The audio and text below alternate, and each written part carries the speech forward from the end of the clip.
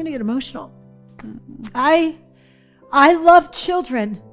I love children. I love your children. And I have a very sacred charge to help you protect them. And Ruby, that's what she's doing. Her husband, other people, she's allowed me to be in her life so I can help raise and teach and guide her children. And that's what we want to share with you, is how to do that. Utah family vlogger Ruby Franke was arrested Wednesday. Ruby Franke has been arrested for child abuse. A YouTuber from southern Utah has been accused of child abuse. Has now been arrested on suspicion of aggravated child abuse. According to records from the Washington County Sheriff's Office in Utah, Ruby was arrested yesterday under suspicion of 2 counts of intentional aggravated child abuse. Ruby Franke from the Family Channel 8 Passengers has been arrested after her child climbed out of a window and asked a neighbor for food and water. And actually her business partner, Jodi Hildebrandt, was also arrested for the same reason. Police say this is the house a young child escaped from and went to a neighbor's house asking for food and water. Officers say there were signs that he had been tied up. They said that child was severely malnourished along with another one they found inside the same home. The child had duct tape around his ankles and wrists and was severely malnourished. I think all of us could get on board with, yeah, I have righteous anger toward adults abusing children.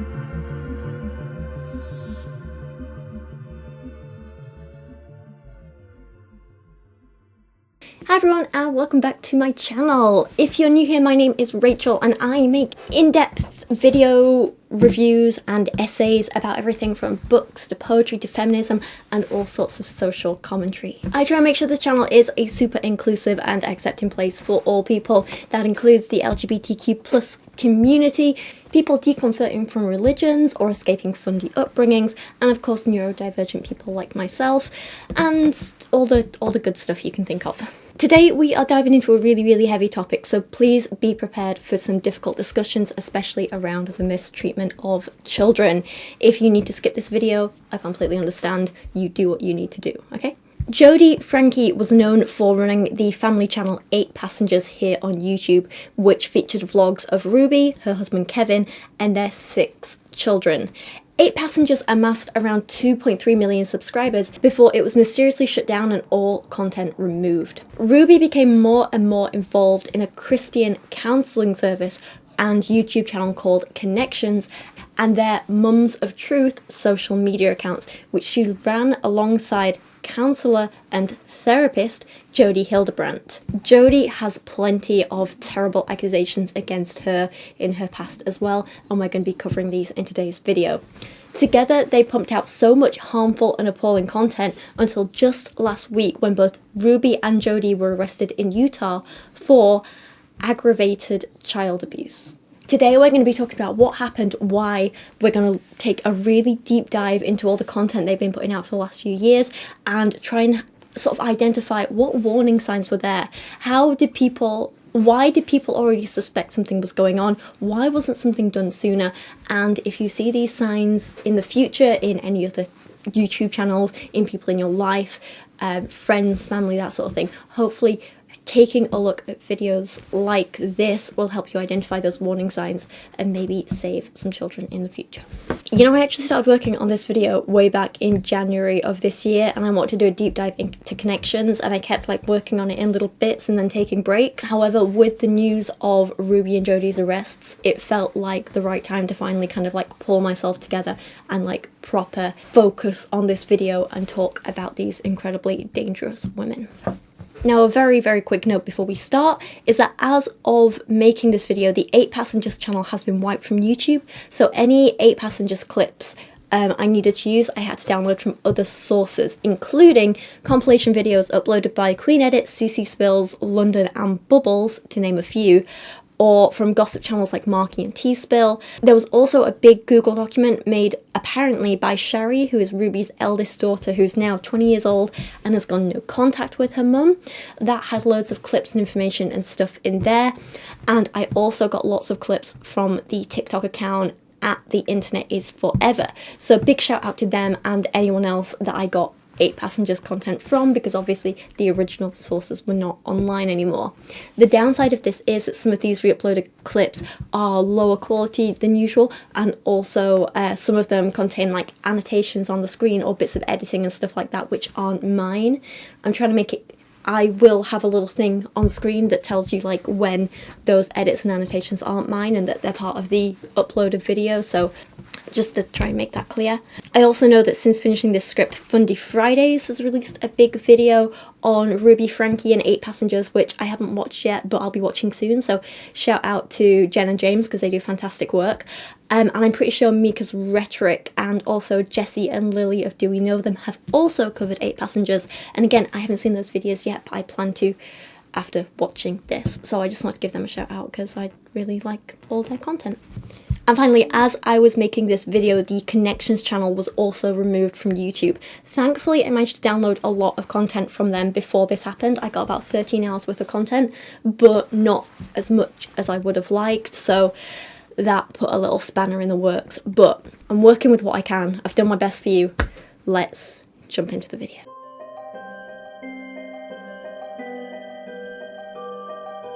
First up, who is Ruby Franke, I hear you ask? Ruby Franke is a now 41-year-old woman from Utah who is married to 44-year-old Kevin, although there are some claims that they have been separated for a while and may not be living together anymore. Together they have 6 children: Shari, who is currently 20 years old, Chad, who is 18, Abby, 16, Julie, 14, Russell, 12, and Eve, the youngest, who is just 10 years old. Ruby and Kevin started their family vlogging YouTube channel back in 2015 when the youngest child, Eve, would have been just 2 years old, so it's safe to say that kid has never known a life without a camera being pushed in her face. Poor kid. Now, Ruby and Kevin are members of the Church of Jesus Christ of Latter-day Saints, so they're Mormons, and they raise their kids to follow this religion too. And as we start to look at some clips from the channel, we'll see those teachings coming out, especially in regards to modesty and the kind of things that Ruby likes to shame her kids for doing or wearing or being. After a series of controversies that we're going to be discussing in more detail at the moment, Ruby started to step back from family vlogging a couple of years ago. She posted less and less on the 8 Passengers channel until it disappeared completely from the internet at the start of 2023. This was following a big change which happened apparently around 2021-2022, and that was Ruby met Jodi.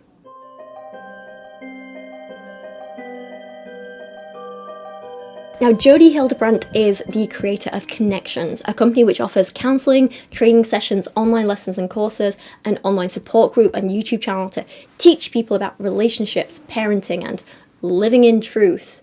Jodi's also written a crap ton of books as well, but the quality of them... The Connexions website boasts that you can learn to successfully navigate life with Jodi Hildebrandt, MS.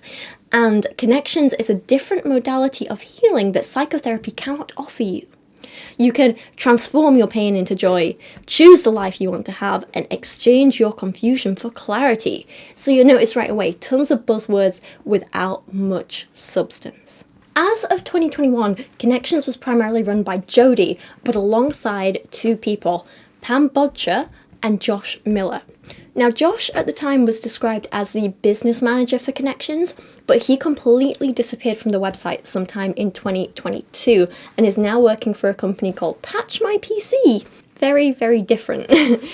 Any connection to Connexions seems to have been wiped from his public profiles online, so I can only speculate that maybe he realised how harmful Jodi and Connexions was or was becoming and decided to completely distance himself from it. Maybe, I don't know. So let's not send him any hate. He's not involved anymore. We all make mistakes, right? And there's no proof that he will use any of the stuff that Jodi spouts online, so no shame to him. Pam, however, Pam is different. Pam is still associated with Connexions. She is still listed on the Connexions website as the president of the Connexions Foundation, and while she might not be a public face of the company, she's very clearly been involved with it right from the beginning, and she's still involved today. I would be very interested in knowing what she has to say about Jodi and Ruby's arrest. As of 2022, Ruby paid God knows how much money to Jodi and went through her training to become a certified mental fitness trainer with Connexions, a qualification that means absolutely nothing in the real world. At this point, Jodi brought Ruby in to help her make YouTube videos, social media content, and run the Mums of Truth Facebook group. And this was when people finally started to notice Connexions, and it actually grew in popularity. All thanks to the inclusion of Ruby Franke. My own personal little theory on this, and this is just my opinion, was that Jodi was pushing her cult-like teachings with Connexions for a while and not getting anywhere until Ruby Franke was sucked into it. Ruby, by her own admission, was making millions from her family vlogs at the time, and Jodi started to milk her for all the cash she could. She then recruited her by training her to, be this Connexions mental fitness trainer, and brought her on board to help be the public face of the company, because Ruby clearly already had a built-in audience, and to some extent it did work. While Connexions never had the success or views or number of subscribers that 8 Passengers did, it's clear that Ruby did bring in a bigger audience for Jodi and a steady revenue stream. And when you look at how much these two were charging for the counselling sessions and all the materials and stuff like that, clearly these two were making dollar. So let's take a deeper look around the Connexions website and see what's being offered. Much like Bethany Beal or the IBLP, Jodi sells a stupid amount of books and DVDs to people, and I think this is a pretty big source of her revenue. These books cover topics like love versus lust, connecting families, and so on. She also has a book titled You Are Not Enough. Catchy. And then her courses and counselling. This is clearly where she makes the most of her money. There's the Arming the Next Generation with Weapons of Truth course for $200. There's Jodi's Masterclass for Understanding Yourself, also for $200. For $218, you can get access to a pre-recorded parenting class, which is different to the first course for reasons which are never made clear. Or for another $202, you can access the Empowering Joy Plus course about something or other. I don't know. But if your name isn't Bethany Beal and pre-recorded courses aren't your thing, you can always get one-on-one training with Jodi via Zoom for $175 per 50 minutes. Seriously, what the hell? That is over twice as much as my therapist costs. She offers me a full hour and is actually qualified, and I can see her in person. Who is paying for this? More money than sense, as my parents would say. And then, if all of that is not enough for you, you can also join the men's and women's teams for $300 a month with a minimum 3-month contract. Wow, yeah. Jodi is getting some money out of people. She really, really is. So we can guess this is what her motivation is, but who exactly is Jodi? Let's have a look into that a little bit deeper, right? Jodi is currently a 54-year-old self-proclaimed mental fitness and relationship expert. She is also a Mormon like Ruby. She has a BA in English Literature and Language and a Master's in Counseling Psychology from the University of Utah. So she really did start out as a licensed clinical mental health counselor. While her qualifications were legit, not so much anymore. Jodi claims on her website that she began practicing in the psychotherapy world, and my patients were not healing. She claims that this is when she discovered the truth, and founded Connexions to be able to teach it to everyone else, as she saw her patients radically change right in front of her. Bad grammar aside, this might sound legit, except she's missing out something pretty huge in this story. Jodi founded Connexions in 2012, the same year she was put on probation and risked losing her license as a clinical mental health counsellor. In fact, her license was suspended when she founded Connexions. According to a blog called The Reality Snark, the probation occurred when Hildebrandt violated her patient's privacy and even took to blackmailing him. A patient referred to as John Doe began marriage counselling with Hildebrandt in 2008. However, the patient quickly realised he was receiving very little counselling,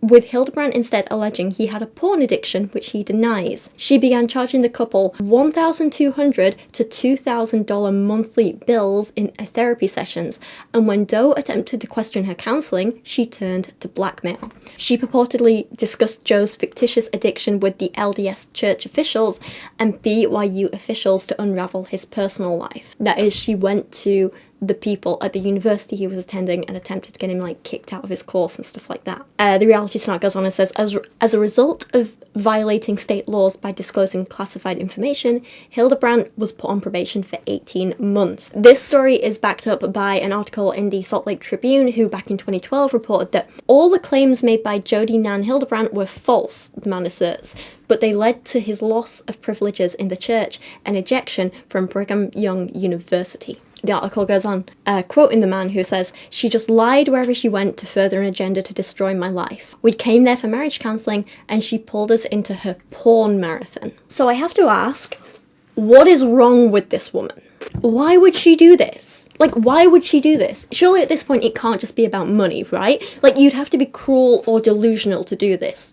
Surely. Jodi is also known for repeatedly blurring the lines between patient and friend, and she did it back then with this John Doe and his wife. While she was giving therapy to this couple, she apparently also gave the wife a job in her clinic without documenting whether she had given the patient information about the benefits or risks of blurring their therapeutic relationship, which sounds similar to how she recruited Ruby almost 10 years later. So, just to recap, she was giving therapy to this couple, also private therapy sessions to the man. She gave the wife a job in her office where the wife could very easily get access to the private notes of the husband and other patients and stuff like that.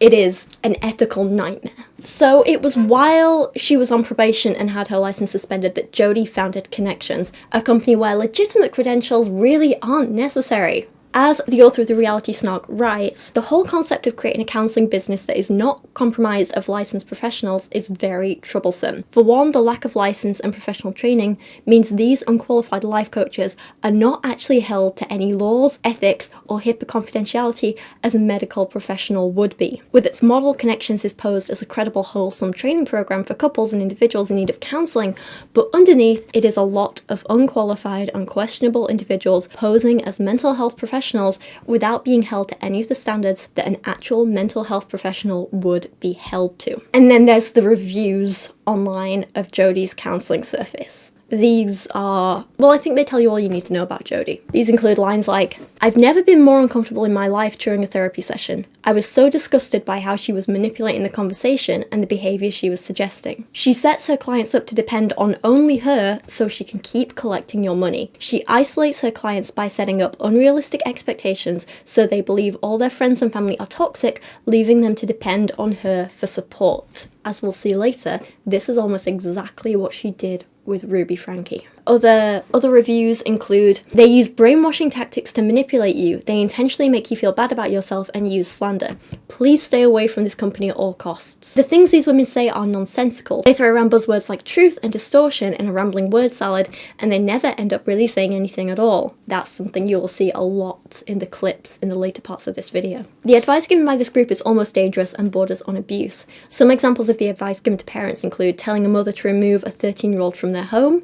If the mum did not remove the child, she was told to isolate the child from the rest of the family, and 2 days after his 18th birthday, kick him out of the house." Remember this about, like, excluding the children and, like, you know, separating them from others and isolating them. Remember that, because one of the latest news updates, it's going to be relevant, okay? Just bear with me. And one final review. "I can't believe this woman is even still in practice. I've never met anyone so manipulative and so projecting of her own issues. I've recently come to realise that several other people's marriages all ended in a similar fashion while under her control. If you want to improve your relationship, I suggest you see literally anyone else." And if that wasn't bad enough, Jodi is also involved in the MLM doTERRA. She says she's lectured at conferences for them, but that really isn't anything to brag about, is it? It's an MLM. Come on. Jodi is very clearly messed up, unreliable, has some completely unethical business practices. I would not trust her to be my counsellor or therapist at all. As of today, with Jodi and Ruby's arrests, it's unclear what's happening with Connexions. Over on Instagram, there are 2 Connexions accounts, at Connexions Coaching with just 1,692 followers,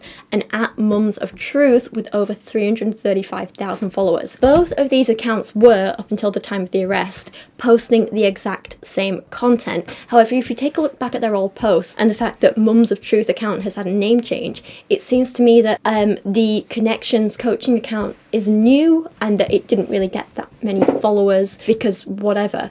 And it seems that the Mums of Truth one might be like an old 8 Passengers account or Ruby Franke's personal account or something like that that has been repurposed for pushing the Connexions agenda, I think. Now, these Instagram accounts don't seem too remarkable on their own. It's a lot of reposting YouTube clips, lots of really ugly, badly made graphics with quotes from Jodi and stuff like that. In terms of the actual content on this account, we're better just talking about the YouTube videos, because otherwise we'll repeat ourselves. As of the arrests, the Connexions coaching account is still up with public comments on, and they are brutal, seriously. While the Mums of Truth account is also still public, but with comments limited. I'm going to suggest that Ruby's legal team is doing major damage control here, while Jodi's is doing less. The other thing to quickly mention here before we look at specific content is that a lot of people claim Connexions is a cult, and it certainly does check a lot of boxes on the cult checklist, or at least Hassan's bite model. Jodi and Ruby have, through their content, advocated for isolation from family members, including your own children who don't follow their beliefs. They absolutely try to control people's behaviours, diets, the way they dress, what they can do in their leisure time. They actively discourage individualism and punish disobedience. The Reality Snark writes that additionally, cults are always about control. The leader demands complete, unquestioning, zealous commitment from every member. Jodi managed to manipulate others into joining her in Connexions despite having no qualifications for the type of work she claims to be doing. Plus, within a few months, she managed to sway Ruby to join her work and aid her 24/7. There are even rumours that she moved herself into the Franke home, making viewers question just how strong the manipulation and control over Ruby are. Going back to the bite model, there's definitely evidence of deception, discouraging access to non-cult sources of information, thought control, encouraging only good and proper thought, labelling alternative belief systems as evil or wrong, promoting feelings of unworthiness, guilt, manipulating feelings, instilling fear, and so on. I could just list off this whole thing and Connexions would check off most of it. Connexions might not be the most obvious example of a cult, but it definitely fits a lot of criteria, and I don't think the theory that it's a cult is one we should easily dismiss. Now, if you've been watching my channel for a while, you might know I definitely have an issue with family vloggers in general. There are so many problems with them. The kids cannot consent to being on camera, they deserve their privacy, they don't get proper monetary compensation for their work, they're forced to work in their homes and be exploited by their parents, and they don't really get any proper private space or time to be alone and just be kids and figure out for themselves who they are. There's so many problems with family channels, the list goes on and on and on and on. And we can see so many of these problems evident in the content of 8 Passengers that's still available online. So let's split it up into categories and have a look at some of the 8 Passengers family vlogs, and within them evidence of abuse and harmful behaviour.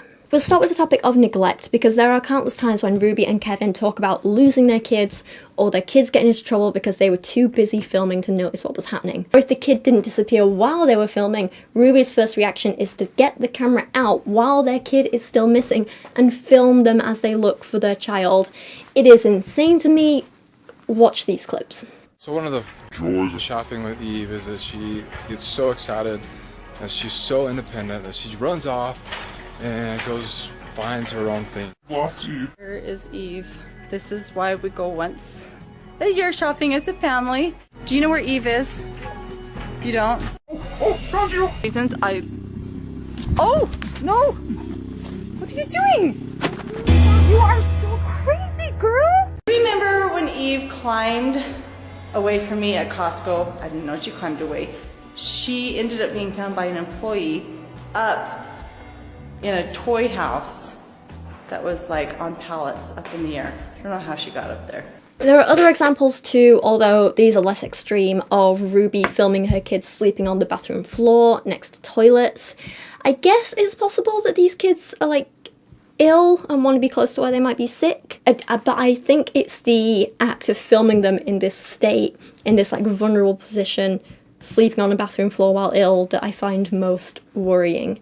Okay, what do you think, Russell? Is this bed gonna work? He partied so hard, threw up and fell asleep. Why don't you go give him a tap? And then there's this one clip where one of the kids wets the bed and Ruby can't be bothered to change the sheets that night, so she just makes her kid go sleep on the bathroom floor instead.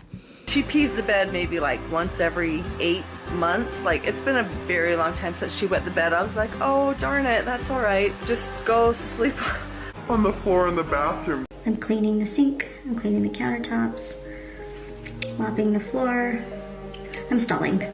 I think I'm ready now. I think I'm ready to leave. I put on a little bit of lip gloss and that will be as much stalling as I'll go. And so she woke up this morning and she's like, Mom, my vision is really blurry, like more blurry than it usually is. Kevin just came in. He's like, I think we need to take Sherry to the emergency room. I said, well, let me take a shower and then I'll be out. It's been an hour, so. Let's talk about growing up online, because we can't forget the damage that's done to kids by forcing them to grow up online with literally millions of people watching them. Not only are these kids exposed to all kinds of people, including predators, but they don't have any privacy from their own friends and peers either. It's normal for kids growing up to be a bit silly at home, to get into trouble, to make mistakes, to be upset from time to time, to have arguments with their siblings. This is all completely normal and kind of healthy when it's done in the privacy of your own home. But now imagine all of those moments are captured on camera and broadcast to everyone you know and don't know for them to watch back anytime they want. That's gonna cause some damage. I field trip to the Capitol building for Utah, and that was a lot of fun. But the whole time I was there, like every 5 seconds, someone asked for a picture. Now, some of the clips from 8 Passengers were completely inappropriate for anyone, like this clip, which I'm going to censor a lot, where Ruby posts about her youngest daughter tearing her trousers, complete with a zoom into her daughter's crotch. Evie, I don't understand. What happened? Ripped. She's a toddler and she's filming her daughter's crotch with torn trousers and like, it's just unnecessary, isn't it? Why would you film this? Why would you include it? Who is that clip really for? Surely you know the kinds of people who are going to be watching that kind of content. Why would you want to expose your kid to that? There's this article I found online which talks about how one blogger, Alison Irons, had been posting what she thought was innocent content of her kids online until she found that photos of her children were, and I quote, on paedophile websites. She said she felt foolish and immediately tried to take down all traces of her kids on the internet. If she had that problem with regular images of her kids just like playing and sitting around and predators misusing them and sharing them and exploiting these children, imagine what's happened with the videos that Ruby takes zooming into the crotch of her baby's torn clothes, you know? I just don't get why you'd post it online, why you'd want to risk it. Why would you post anything like that that could be used to hurt and victimize your kids? Think it through. Protect your children. Here's another example where Kevin takes their eldest son Chad's phone and starts to go through it at the dinner table. This in my mind is already a big invasion of privacy, and we're going to be talking about Jodi and Ruby's thoughts on privacy later in a lot more detail. But in this video, Kevin then starts to read out the texts on camera in order to embarrass Chad and the girl he's texting, these two children. It's bad enough to do this to your son, but to call out a stranger like this and expose her text to the public as well is so completely gross. None of these kids consented to it. This is not okay. Chad, what are you doing over there? You no texting at the dinner table. No texting. Let me see it. Let me see it. I see it. We should clarify that in our house, all our kids know that cell phones are free game for parents, so we can monitor safety. Yeah, no kid ever said, yay, I'm so glad my parents read my text messages. Said no. What is this? I really like you. Hold on. I did not say that. How do you work this stupid phone? The only downside to giving your kids a flip phone is I swear I have to remember how to work it every time I go through it. Who are you texting? No one. A new girlfriend. Whoa. I really like you.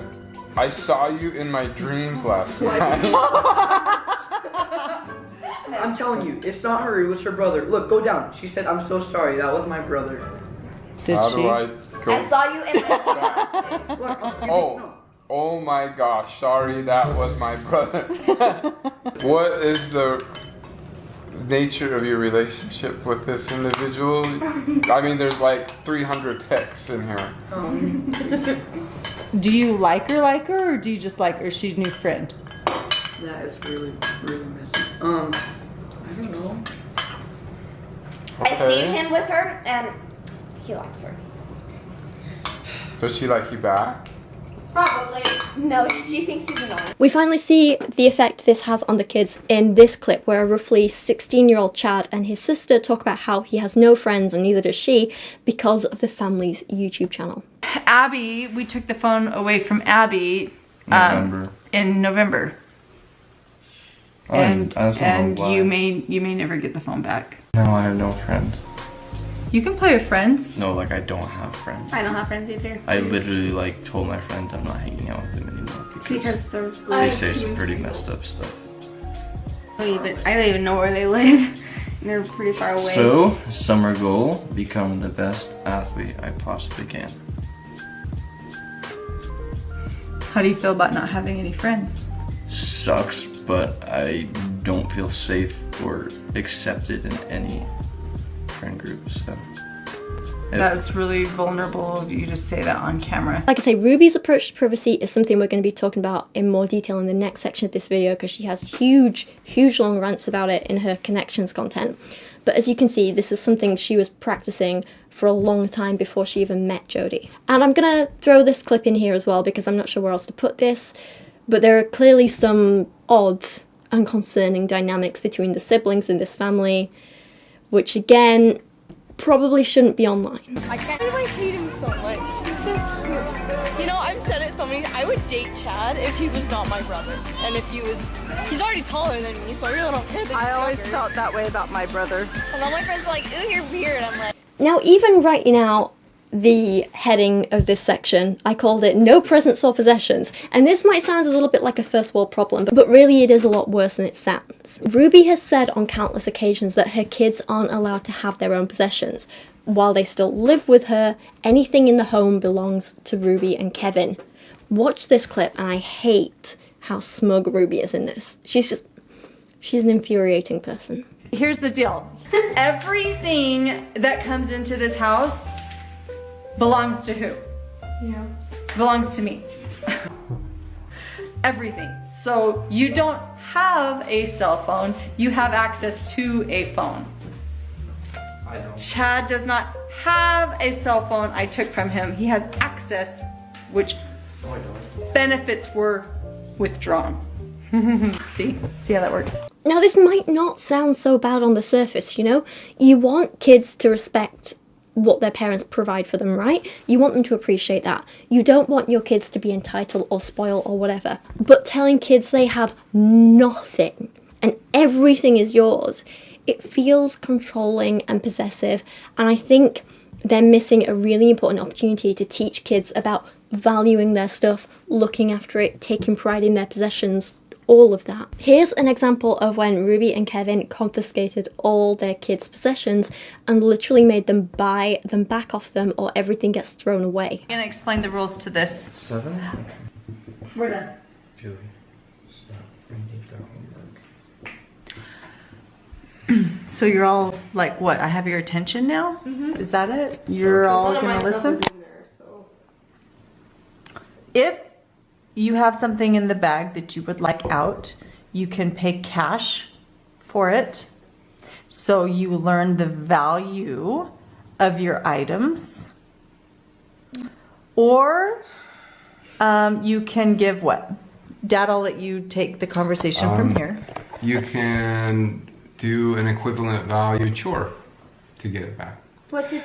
And whatever isn't claimed by the end of the day goes in the garbage. It's insane. This isn't teaching kids a lesson, this is just a sick power play on Ruby and Kevin's part. There are other examples, like where Ruby decided to give all her kids Christmas presents, except the two youngest because she wanted to punish them. I can't tell if this is from the 8 Passengers or Connection era, but it just seemed appropriate to pop it in here and show you guys now. So Kevin and I, we have 6 children.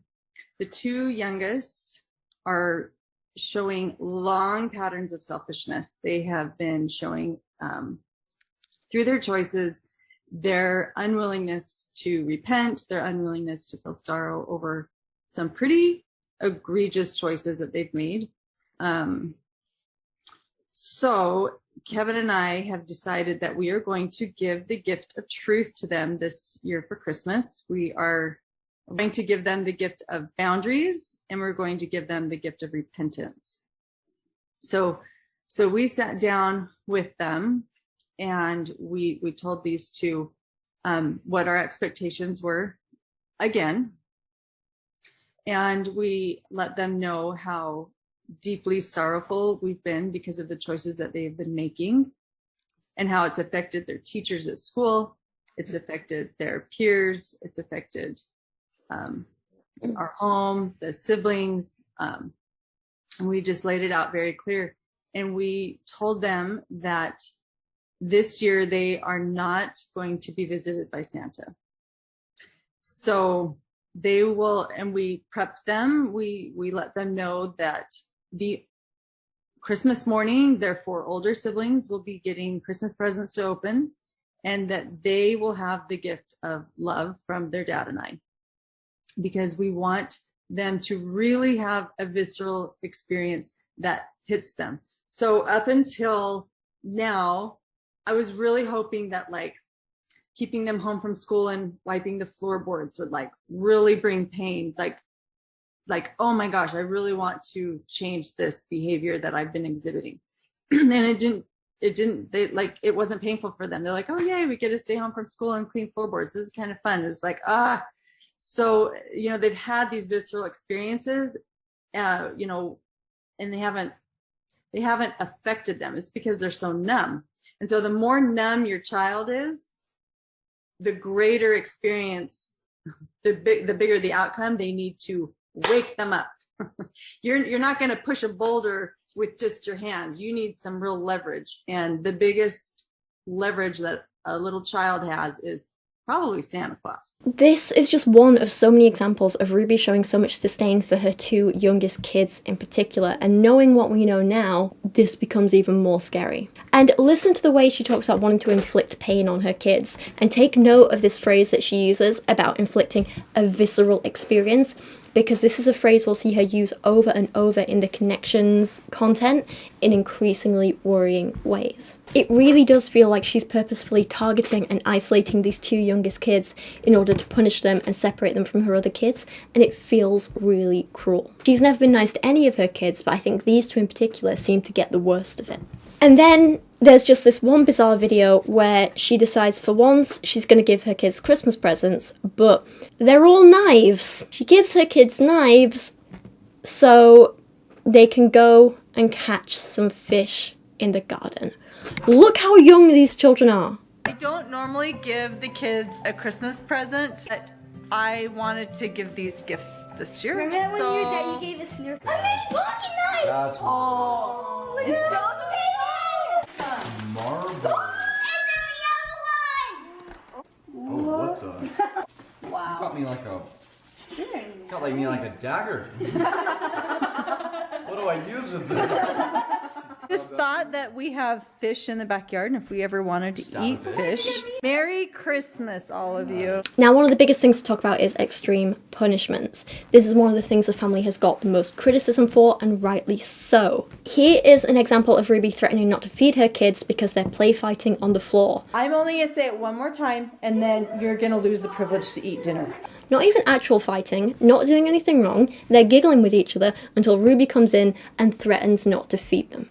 Or here's another example where Ruby hasn't let her kids eat and is instead letting them starve until they finish their chores. And my kids are literally starving. I hesitate to say this because it's going to sound like I'm like a mean barbarian, but I told the kids, I said, I'm not even going to let you eat breakfast until you get your chores done. In an Insider article, a social work professor says that when a parent withholds food from a child as punishment, there's a huge conflict in the child's mind between the love and attachment to the parent and the physical pain happening to them from not being able to eat. It really complicates and distorts the child's ability to have a normal, healthy relationship with food. So these things that Ruby is doing to her kids really will have long-term impact. Here's some more examples. Ruby has always had a big push towards modesty, and in this clip she lets the girls pick out new outfits for themselves. outfits which do seem lovely and age appropriate if you ask me, but then she makes them try on the outfits so she can film them and shame them for being immodest on camera, complete with close-ups of the girls' body parts, Ruby pulling up one of them's bra, lifting up their tops and showing their stomachs and things like that, all while shaming them for these things. This is what we found. Don't know where Julie's gonna go where this would be appropriate. And Abby found something that shows her belly here, which I am not okay with. I look like the creepy teenager. So the question is, who wore it best? Sherry. Who's got the best dress? Sherry, let's see yours. Wow! Julie, I'm not even gonna let you leave like my bedroom in this. This is horrible. She's 11 years old, but she looks like she's 21. All of my girls wear size 14. They're all different shapes though, and they're all at different levels of maturity, yet they all wear size 14. If you are a size 14, here are your options. Unicorn with the flippy little sequins. We went shopping for Sherry and this is what we found. You can also find very mature, I even made her put on a sports bra. I'm like, you gotta put something on underneath this. This is what we found. Don't know where Julie's gonna go where this would be appropriate. And Abby found something that shows her belly here, which I am not okay with. Are you really worried about modesty, Ruby? And if so, why would you put this immodest dress on the internet? Or are you just trying to shame their children and shame their bodies and make them feel insecure? Because that is all clips like this are ever gonna do. I can say every time I move this chair squeaks. Sorry. One of the big examples, and one which received probably the most public criticism, was this, where Chad, the eldest son, played a stupid prank on his younger brother, as kids do, right? It was a bit mean, but not exactly harmful. Chad tricked his brother into thinking they were going to Disneyland at like 1 AM. The kid packed a bag only to be told it was a prank. Bit mean, but a pretty inconsequential sibling prank, right? You just get the brother to apologise to the younger one, maybe ground him for a week, done, fine. No. Ruby and Kevin decided that the appropriate punishment for this would be to take away Chad's bedroom and bed. He had no private space of his own and had to sleep on a beanbag for 7 months in a shared family space, like a living room. They then sent him off to a wilderness survival camp, which is known for abusing and hurting kids. How is that an appropriate punishment? How is that okay at all? Now we're going to be talking about the wilderness survival camp thing in a little bit more detail later in the video, so don't worry, we'll get to that. My bedroom was taken away for 7 months and then you give it back like a couple weeks ago. I don't think our viewers know that. You've been sleeping on a beanbag. I've been sleeping on a beanbag since October. And they gave my room back like 2 weeks ago. Oh, I'll give you the reason why I lost my bedroom. I think so. I think this is the reason. At least this is the reason that's been in my head. It's pretty funny, but now that I look back, I mean, it's pretty depressing. No, we never told our viewers. That I woke Russell up at 2 in the morning and told him that we're going to Disneyland and he has to pack. And he got up and made his bed all neatly and then packed all his clothes in a suitcase. And then he walked out the door and I'm like, Russell, and he was like, what? And he's all happy. Has his sunglasses on. Do you think it's funny? Because... And then I walk out and... If you think it's funny, then that was 7 months ago. Maybe you need longer without a bedroom.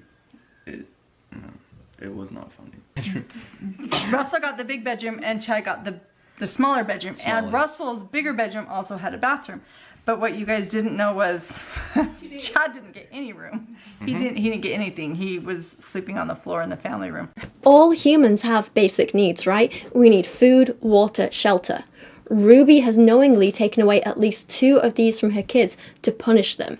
How is that okay? That is abuse. Another punishment can be seen in this clip where she threatens to cut the head off one of her children's favourite toys while the child cries. We'll talk a little bit more about this one later as well. If you cut one more thing in my house, I'm going to take the scissors, look at me, and I'm going to cut its head off.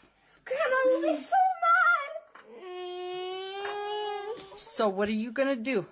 Are you gonna cut anything else? No. You promise? Look at Mama. And finally, there's one of the possibly most famous incidents where Ruby vlogs from her car about how she's just had a phone call from her kid's school about how her 6-year-old daughter forgot to pack her lunch. And here's Ruby's reaction. Just got a text message from Eve's teacher, and she said that Eve did not pack a lunch today, and can I bring a lunch over to the school? This happens quite often when you're raising children, because I know that her teacher is uncomfortable with her being hungry and not having a lunch, and it would ease her discomfort if I came to the school with a lunch. But I responded and just said Eve is responsible for making her lunches in the morning, and she actually told me she did pack a lunch. So the natural outcome is she's just going to need to be hungry, and hopefully nobody gives her food and nobody steps in and gives her a lunch. So because this 6-year-old child forgot to pack her own lunch, she has to be punished by going hungry. Seriously, it's messed up. Now, let's move on to taking a look at some of the Connexions videos. Now, one of the things you're going to notice in these next sections going forward is how a lot of the behaviour we've just seen in those clips is behaviour which Ruby and Jodi then go on to justify, explain, excuse and promote in their Connexions videos. They even sometimes retell stories of the messed up things that we've seen firsthand, so keep these clips you've just seen in mind as we go on to explore the dark teachings of Connexions. I think the best place to start is to start with perhaps the basic principles of what they teach, and then everything else sort of builds on top of that, right? So the basic teachings that they push through Connexions are living in truth, and the rest of the world that isn't them are living in distortion. And the definitions of what these mean are honestly confusing, vague, and constantly shifting. So let's take a look at this stuff. Let's start with the principles of truth versus distortion. Now, we're not going to go too deep into this section, but I do think it's important to cover it because these are... the things they say here are literally their entire basis for everything else that they say and do in other videos. They try to excuse some really disgusting behaviours based on these particular principles. They will abuse their child and then say, it's okay because we did it in truth. You'll also notice they do a lot of us versus them thinking and categorising. We're good because we live in truth. Everyone else is bad because they live in distortion. When you do something bad, it's because it's in distortion. When we do the same bad thing, it's good because it's in truth. There's a lot of mental gymnastics going on, which you'll notice as we go forward.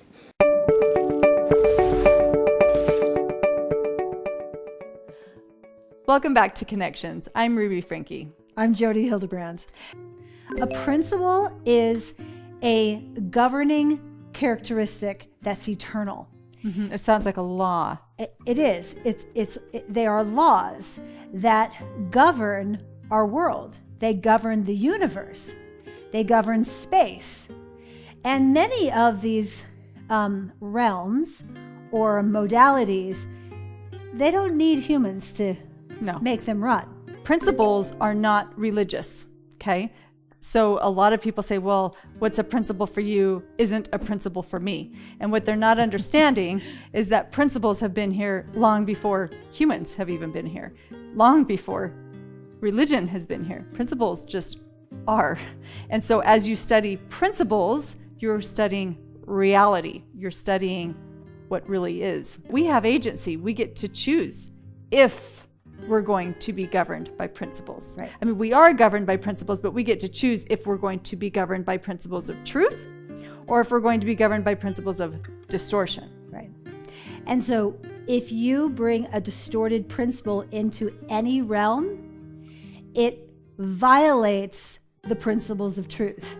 So you no longer will have this movement that naturally moved in truth. You will contaminate it. You will create a counterfeit. And so at some point it is going to start decomposing. It's going to start breaking down. It's going to die. So their whole thing is that everything they do is based on the principles of truth and the principles of distortion. And what they're trying to do here is set up this idea that you cannot possibly question them. You cannot critique their ideas. You cannot push back against these ideas. You can't try and change them because they're not their ideas. They're objective truths in the universe, so they can't possibly be questioned. But that, of course, just isn't true. Sure, there are some things in the world that are objective, like we can't change how gravity works or what light is, but then they try and put completely subjective things on the same level as these, like what their ideas of honesty or repentance are. Now, I'm not saying their values of things like honesty, responsibility, forgiveness, love, and so on aren't important. Of course they are. And of course they're things we should be teaching and encouraging in kids. But as we'll see in a moment, Ruby and Jodi set everything up. So they're like, having these values in exactly the way we define them is the only way to be a good person. And you cannot question it because these are objective, eternal principles in the universe. But they never give any proof for this, and they never allow anyone to question them, which is completely dangerous and disingenuous. You'll also notice that they set up their excuses pretty early on. Sacrifice is a principle of truth. And if you're going to live in truth, there's going to be pain involved, and you're going to let go of something you want that's in distortion. You want certain control, and you're willing to let it go.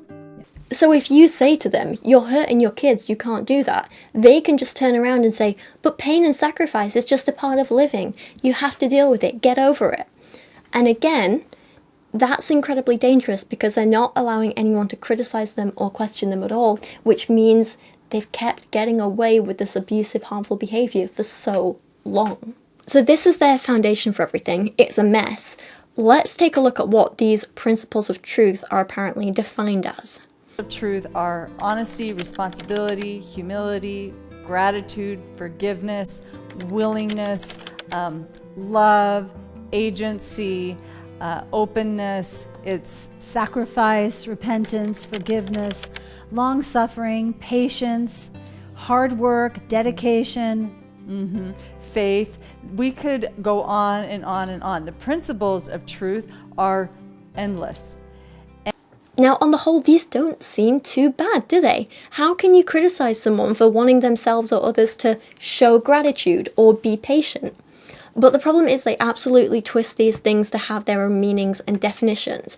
And they'll take some of the most atrocious actions and be like, well, we only did it to be loving and honest and responsible, and therefore you can't criticize it. The problem is that while these concepts may seem nice on the surface, Ruby and Jodi weaponize them to hurt people. Take a look at this brief clip that we're going to be watching in its full context later in the video.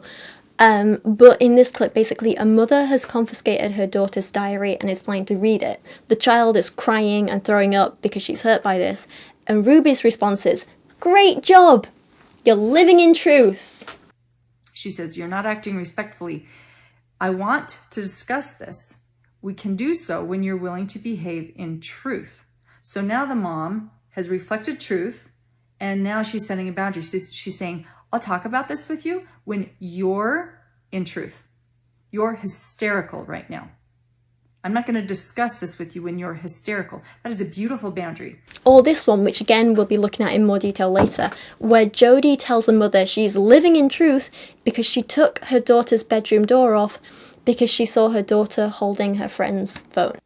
When you say you took her door off, that's excellent for you to do that. And here are the principles. The reason why that is a good move, a truthful move, is because she has violated the privilege of having privacy. They also go on to define the principles of what they call a truthful relatingship, and these are similar and also weaponized by them and usually used against children, so it's worth showing you. I want to go over some characteristics of a truthful relationship. We spent quite a bit of time talking about what a distorted one looks like. Here are the characteristics: vulnerability, validation, being honest, being responsible, being compassionate, repenting, forgiving, being dedicated, being loyal, having forgiveness, having gratitude, perseverance, grit, freedom, there's vulnerability, there's consistency. Enmity. A lot of people think that there's no place for anger inside of a truthful relationship. There is no truth in that. How about enmity for the way that Rosa Parks was being treated? How about that? In order to change and move into truth, many times you need to have some passion and some upset about how people are living in distortion. You see that a lot with the two of us. I get animated around principles of distortion that are creating destruction in this world. I love that. I love enmity. Me too.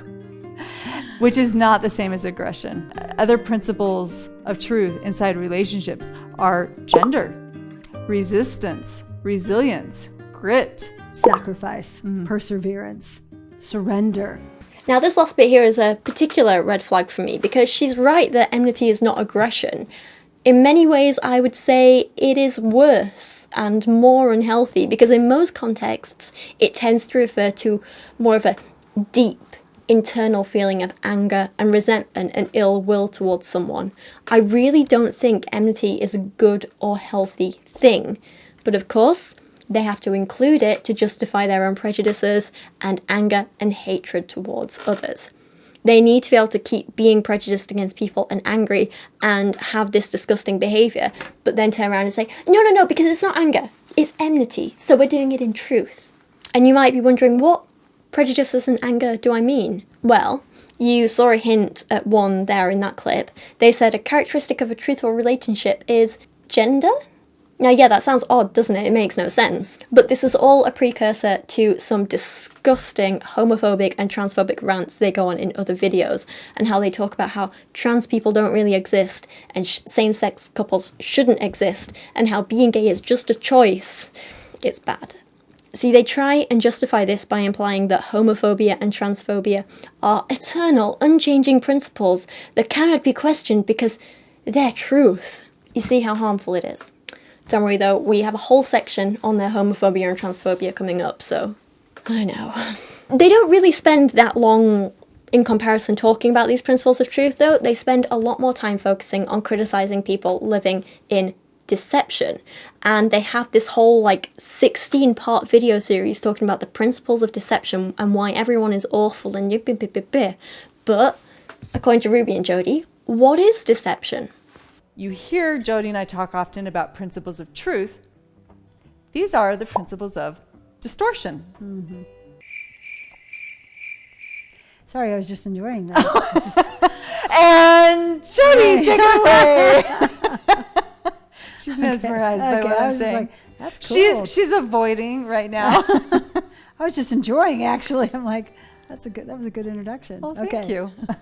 Remember, distortion means deception. It means I'm not in reality. I'm not able to synthesize everything that's going on and keep it in honest, responsible, and humble. I don't know how to do that. I don't even know that that's a thing. And so if that's where I'm sitting, I will take my action and I will attempt to control. Okay, so control is the behavior that I engage in, and then there's a bajillion ways to control. See, they really do say a lot of words without saying much at all.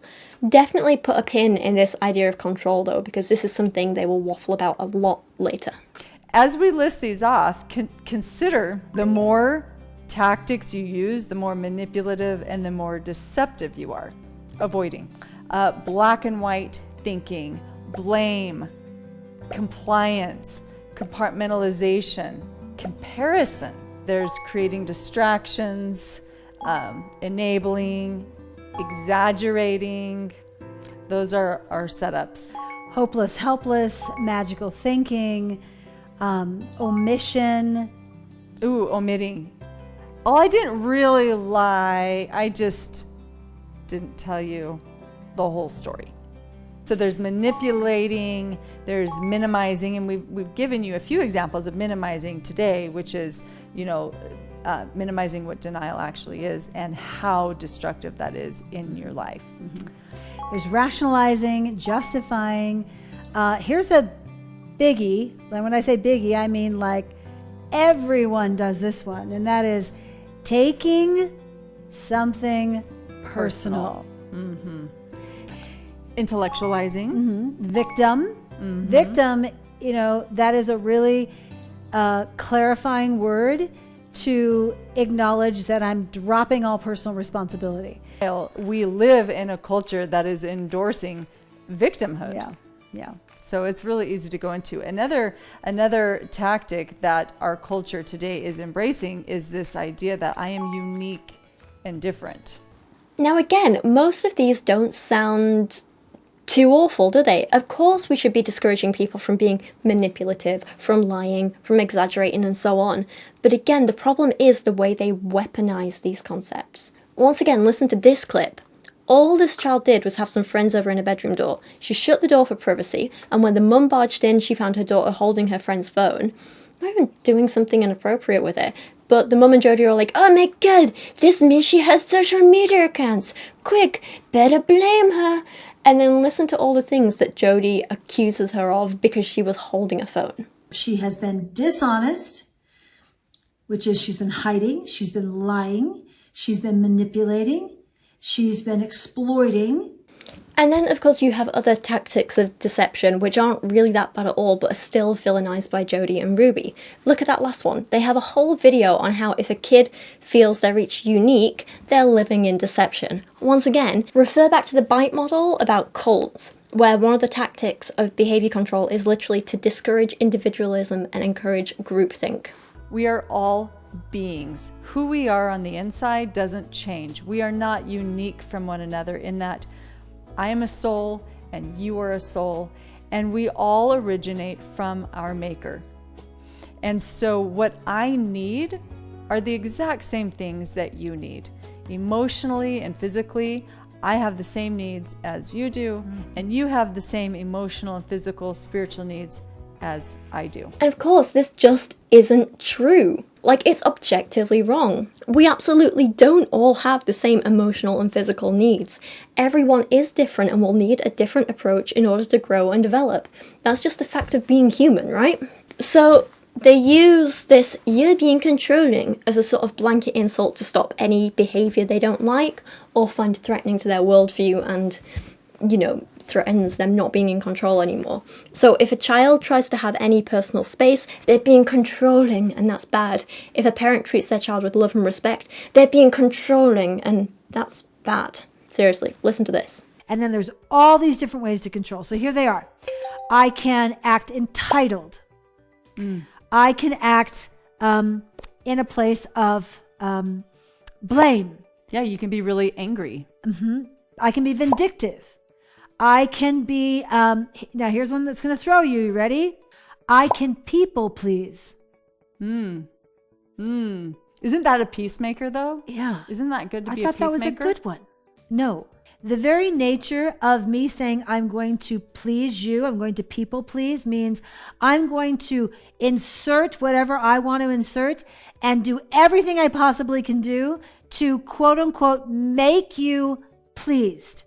Well, and you're also setting up the child to believe that mom can come in and manage your life for you. And you don't want to be setting your child up. Yeah, that life should be pleasing. Please me. Please me. Please me. I don't like that. That's your job. Stop it. These two really are insufferable, aren't they? But anyway, they got to tell us how they define what being a controlling parent is. And yeah, some of these things are bad. But ones like this next one, isn't that just part of being human and having social interactions, making deals, give and take, treating your kids as equals with respect? I don't see how that's being controlling. See, they really do just make up their own definitions for words.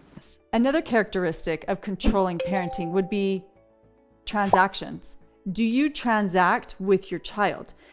An example of that would be, hey, if you will take out the garbage and clean up the kitchen, then I will take you to the party tonight. Or, hey, if you get A's in science, then I will pay for your gas. So anytime you give your authority to your child, anytime you make your child equal with you, you are being a controlling parent. That's probably hard to hear because many parents want their kids to like them and they want their kids to be happy with them. They want to have their kids' friends like them. And when you do that, I mean, it's fine that you want people to like you, but if you are willing to abdicate your authority to your child, you are controlling. Because your job, in truth, let's go back to the motives of why you had kids. Your motive, in truth, to have children is to guide them back to God. That's your whole purpose with your child, is to guide them back to principles of truth. So you might be seeing a pattern at this point. They really just like to label anything they don't agree with as being controlling, and they label controlling behavior as being in distortion, and then say it's bad and shame all people for it. But then the things they do to their own kids and encourage other people to do, which would be actually considered controlling in the real world if we use the generally accepted definition of controlling and not the Connexions definition of controlling, they refuse to acknowledge as controlling and say it's just them acting in truth.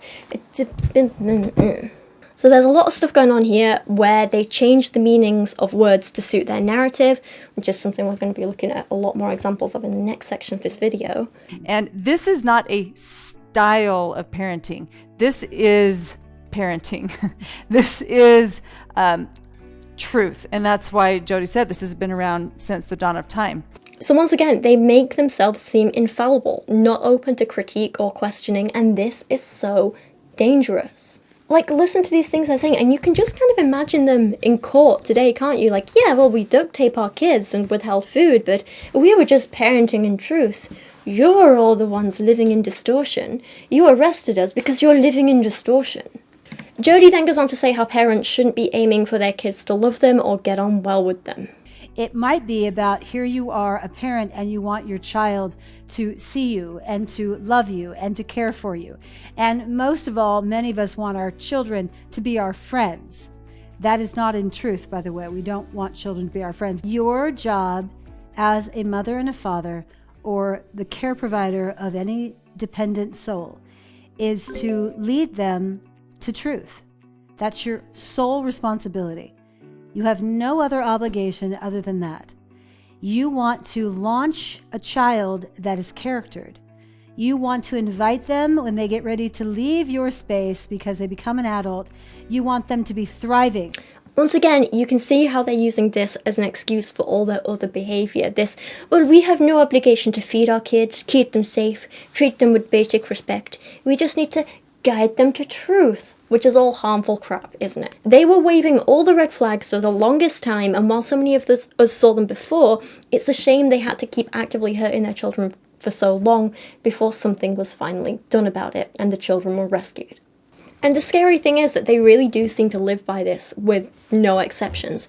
Both Jodi and Ruby have spoken about how you should kick your children out of your life if they don't follow your rules. It's not important to be loved by your children as long as they're obeying you without question. It is really messed up. It's very easy to see why the eldest kid has gone no contact with her mum, and I imagine Chad might be doing the same now he's 18. Push back and say, whoa, that's mean. You're not going to be loved. Your children are going to kick you out of their lives. So when people say, well, if you do that, then your child's not going to trust you. If you do that, then your child's not going to love you. Well, exactly. I'm just revealing that my child is refusing to love unconditionally. I don't want anyone in my life who's not going to be loving. So if my child will only love me if I give them what they want, then that's not really love. So this takes a very strong soul, because most of us are not even willing to consider not having our children in our lives. And I hope that you'll reconsider. So you might be thinking, okay, so this is how they want to parent, and in some delusional way, they believe they're right? Surely they're just motivated by wanting to help people, maybe. No, not exactly. Here's what their goal actually is. And we have this image and this desire to have an army of mothers and fathers, men and women, teens alike, moving forward throughout this planet and learning how to live principles of truth so that they actually have this beautiful outcome of connection. So we know that that's why you're here and you're coming and saying, help me understand principles of truth. I really wish that there was some way that I could have a louder microphone so I could share this message with more people. I so want everyone in the world to hear that message and offer this ability because everybody can learn it. Everybody. It doesn't matter if someone is mentally challenged, they can learn to live in truth, and they can learn to recognize distortion and use what abilities they do have to choose truth rather than distortion. It's a scary way of putting things, isn't it? Again, you can see why people think their behaviour is cult-like, and they really clearly believe this nonsense. Also, take note of that disgusting mentally challenged line. You'll see plenty more ableism, especially from Jodi, and horrible language and slurs from her going forward, so just be prepared for that. And finally, I just want to end this section with this absolutely bizarre clip of Jodi, so enjoy. Like if someone said, I'll give you $1 billion to tell a lie, I would say no thank you. And I would say that the majority of the people in the world would go, you're going to pass up $1 billion because you don't want to lie? No. Yes. No, I'm not going to lie. And yes, I would pass that up. Because what they're saying is, can I buy your spirit? Is your spirit on the auction block? What is it worth? How much money? What could I do to tantalize you and seduce you into going into distortion? Any person above the age of 5 knows that when you think about it, all words are made up. Language is a social construct. That is, it exists because of human interactions. Its definition and meaning can and does change depending on time, place, culture, and various other factors. Language is something which has and continues to evolve over time. Even take a language like English and we can see just how much it's changed by the fact we often need translations of Old English today. And side note, if that's something you're interested in, I have a whole video on the best interpretations and translations of Chaucer's The Canterbury Tales, so it's a great look at how our interpretations of Old English change depending on person, and it's great. If you're interested in language, check out that video. But language doesn't just change over time, it also changes with place as well. Americans will often use different grammar and have different words with different definitions to us in England, and they're different to other people in, say, Australia.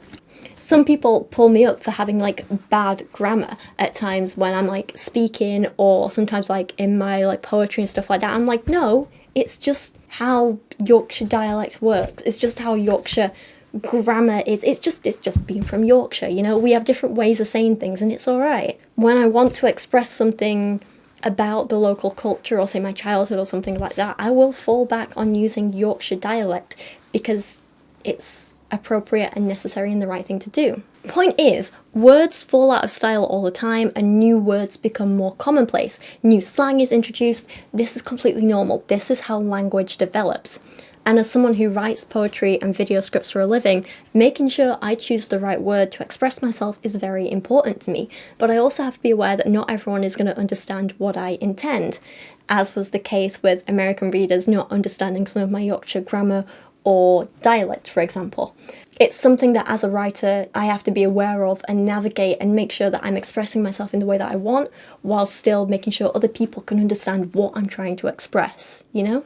And this is something we all have to navigate, not just writers, but all of us, when it comes to both creating and consuming media and art, and in our everyday lives and conversations with people. In media and literature theory, we often refer to Stuart Hall's theory of encoding and decoding to discuss this, and if you're interested in that, I do have a couple of other videos on the topic which go into it in more detail. But you might be asking, why am I bringing this up now? And it's because this is something that Ruby and Jodi like to talk about a lot, language and the use of language, I mean. But there's so much going on that I can only describe as willful cognitive dissonance, and it's very, very odd. So to summarise, Ruby and Jodi like to create their own definitions and meanings of words, and then complain when other people don't understand them. But then they also criticise language as a whole for being a social construct with evolving definitions. And when someone else uses a word that they're not familiar with or don't understand, or uses a different definition to them, they get very, very angry about it. Sorry, it's not anger, it's enmity. No, it's anger. Let's take a look at a few examples. Today's video, we are going to be talking all about words. Now, words are literally letters that are strung together that make a sound. And it is my responsibility to put correct meaning onto that word. Well, how do I know if the meaning I'm putting onto a word is in the truth? How do I know that that's actually what that word means? Well, I would go to the source of truth. I would go to God to know what is the meaning of this word. And one of the ways to do that is to read scripture, going to the Bible. Are you not aware of how much uncertainty there is around the Bible and the language used in it? There have been so many different translations of the Bible over the years, people literally end up having hours-long arguments about like, yeah, but are you translating this correctly? What does this one particular Hebrew word really mean? And all of that. This is a terrible, terrible opening from Ruby because, God, the different translations of the Bible are probably some of the most like hotly contested and debated issues in language that we have. She then thinks that language evolving isn't natural. It's not to be more inclusive, it's not to change with the times. She thinks it's some secret agenda people have to purposely confuse people like her. It's very odd. She seems to think other people play the victim too much, but that's literally what she does in like every video. And I think that these made-up terms are made up to confuse you, so that this lifestyle of victimhood can peruse in front of everybody, and nobody wants to say, well, what does that mean? Microaggression, that's silly made up words, because nobody wants the finger pointed at them. Oh, how do you keep up? You need a whole new dictionary just to keep up with all of the made up words that people are coming up with. Yes, Ruby, and that's why the dictionary is constantly being updated. It is our responsibility to look towards our language and our words and know our meaning about what things are. I mean, sure, but you're refusing to do that. They want everyone else to understand the definitions that they come up with, but then complain when the rest of the society expects the same of them, you know? So listen to this. Here are 2 examples of Jodi being mad that people misunderstood her, and then we're going to follow it up by looking at even more examples of Jodi being mad that she doesn't understand words that other people use. A video before I used the word hate, and I'm very aware that people get real jumpy around that word, like, ooh, that's really a mean word. No, my meaning of hate is that I choose to ignore, to violate, to abuse, to neglect, to be aggressive towards myself or someone else. That's what hate is. And that's exactly what I'm doing when I choose not to choose in truth, is I'm engaging in self-hate. Well, you had written a comment and you did all caps on certain words that you wanted to emphasize. Yeah. Like agency. That was a good one. All cap. And the lady underneath said, stop yelling at me. You're yelling at me. And stop yelling at me. And I'm like, what? I'd never heard of that. Like all caps means yelling. Now you may say, well, it does. And I would say, no, it doesn't. No, it doesn't. All it means is that I capitalized a word or I capitalized many words. That's all it means, period, the end. You are projecting what you want onto those capital letters. And I am projecting what I want onto the capital letters. And so therefore it's not about truth. It's about my opinion. And so you weren't connecting. There was no connection between Jodi's comment and then the person who responded, because they were coming into this with 2 separate meanings. They weren't connecting. Right. And the principle that was lacking was this person asking me, getting curious. That's the humble piece. This person asking, Jodi, I noticed you capitalized this whole statement. What does that mean for you? That would be a curious question. And somebody might say, well, why didn't you just get curious with her? And it's like, because she's the one that, I'm the one that initially spoke. And so I had a meaning there. And she took my statement and put her meaning onto it. And that's not a truthful principle. That's a distorted principle. You said what you said, and you had a truthful motive of giving clarification, and then she came in with distortion and got defensive and aggressive and blaming. So that's why she's the one who's responsible, because she's the one who's reacting. Yes. Jodi's not responsible for her distortion. She's responsible to get out of it. herself. Exactly. So basically, Jodi wants people to ask her questions and understand her definitions of these words that she's just made up, but she doesn't want to have to do the same for words that she's unfamiliar with, as we'll see in a moment. Here's Ruby and Jodi talking about why they like to change the definition of words themselves. So when Ruby talks about the tactics of deception, you probably more so know those as denial strategies. And the reason we've shifted the language is because we're always interested in animating you and waking you up. Mm-hmm. And so we thought, what's some language that will actually be more specific around what denial actually is? What I've realized is that language is being manipulated, and things that used to mean distorted things are now being flipped into what it looks like truthful things. Instead of saying the word denial, because people are using that word like, oh, I'm just in denial, or I went into denial. I want to just go into denial. I'm going to be over here. Exactly. That seems so casual. The truth is going into denial means that you're using your agency, that beautiful gift of agency, to say to yourself, I'm not going to stay in reality. I'm going to willfully choose to check out of reality. That's dangerous for you and for everybody else who's around you.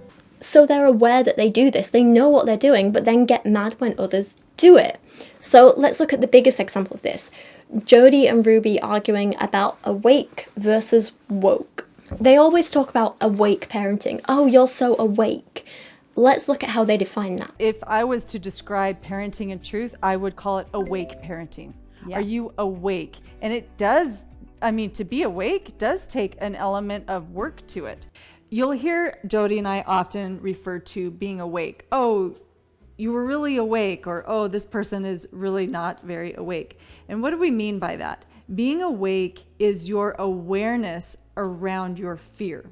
It's being aware that, okay, I'm feeling emotion, I'm in this experience, and I understand my vulnerability inside of this experience. And I'm going to take responsibility for that emotion.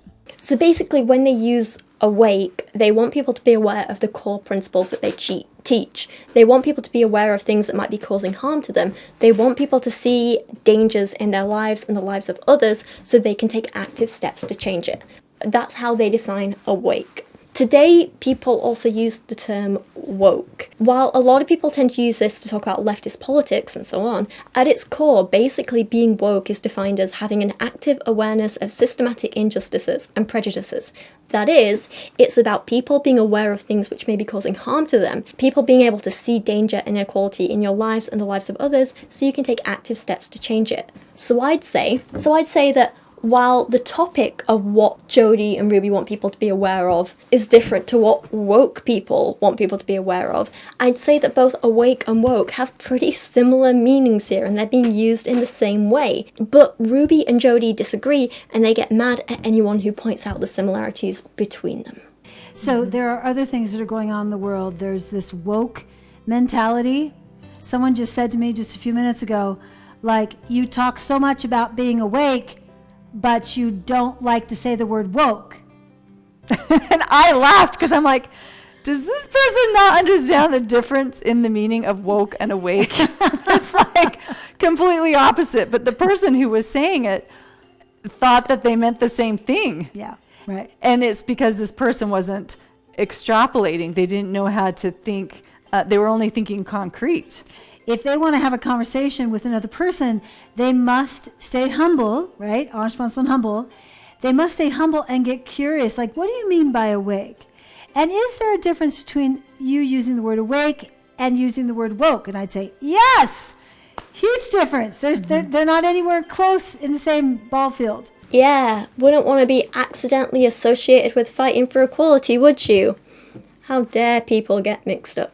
Also, the irony of Jodi repeatedly telling people to stay humble when she goes on rants like this. Now, the anti-woke rant thing is just the tip of the iceberg. Ruby and Jodi like to go on all kinds of rants about anything which is even slightly about fighting inequality.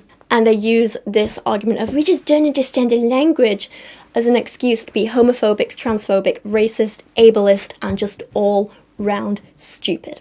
Take a look at some of their other rants, and trigger warning here for stupidity, ableism, homophobia, transphobia, racism, pretty much everything awful you can think of. If it's bad, Ruby and Jodi have said it. For sure. And how many of you are willing to actually say, I'm not going to buy into that? You know, I remember when political correctness came onto the scene. That was, 25 years ago? And when I first heard that, I'm like, what political correct? Who is it that's saying what's correct? Right there was my tip-off of some entity is going to now dictate what's correct politically?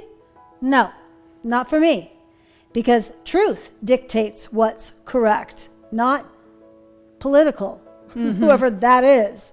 Another movement in our world is political correctness. When that thing popped up on the scene, that was 25, 30 years ago, I immediately pulled back like, ooh, there's something that's not in truth about this.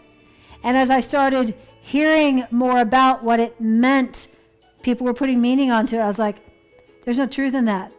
To have someone say, this group of people is going to decide how the rest of you will think, it takes away agency. Well, political correctness is all about controlling, and it's using the tactic of intimidation. I mean, people just tiptoe because they don't want to, you know, and now we call it not upsetting, but microaggressions. Microaggression is another word. I feel like I'm back in school learning all these new words, and it's meant to confuse you. And to stay in line. Yeah. Confuse, divide, conform, control. No, it really doesn't.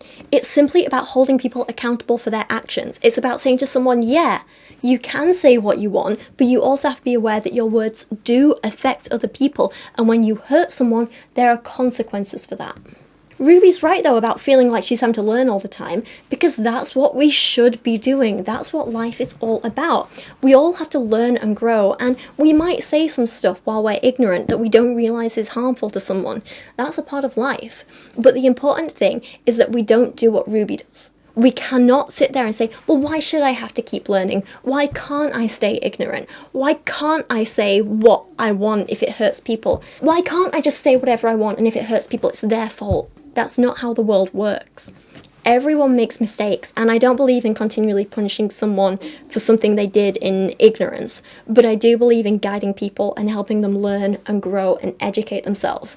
But a person has to want to learn and grow and be better.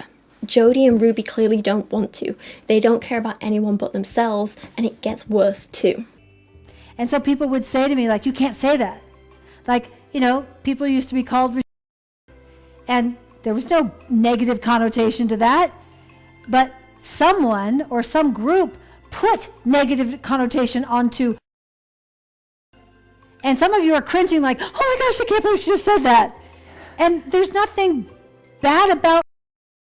It just means slow. I'm in several areas, like baking's one of them. I'm 50 years old, I didn't know what a sieve was. That's a little slow. And that means nothing about me as a being. It just means I didn't know. I'm slow in learning. That's okay. How is this stuff allowed on YouTube? How? Like, the thing is, if you use it as a verb, has never had negative connotations. It's a word often used in physics or music to mean, you know, slowed or delayed. That's fine. That's a different word. But when it started being used as a noun or descriptor for people, that's when it did become a slur. Calling someone the R word has always been offensive. It has always had negative connotations.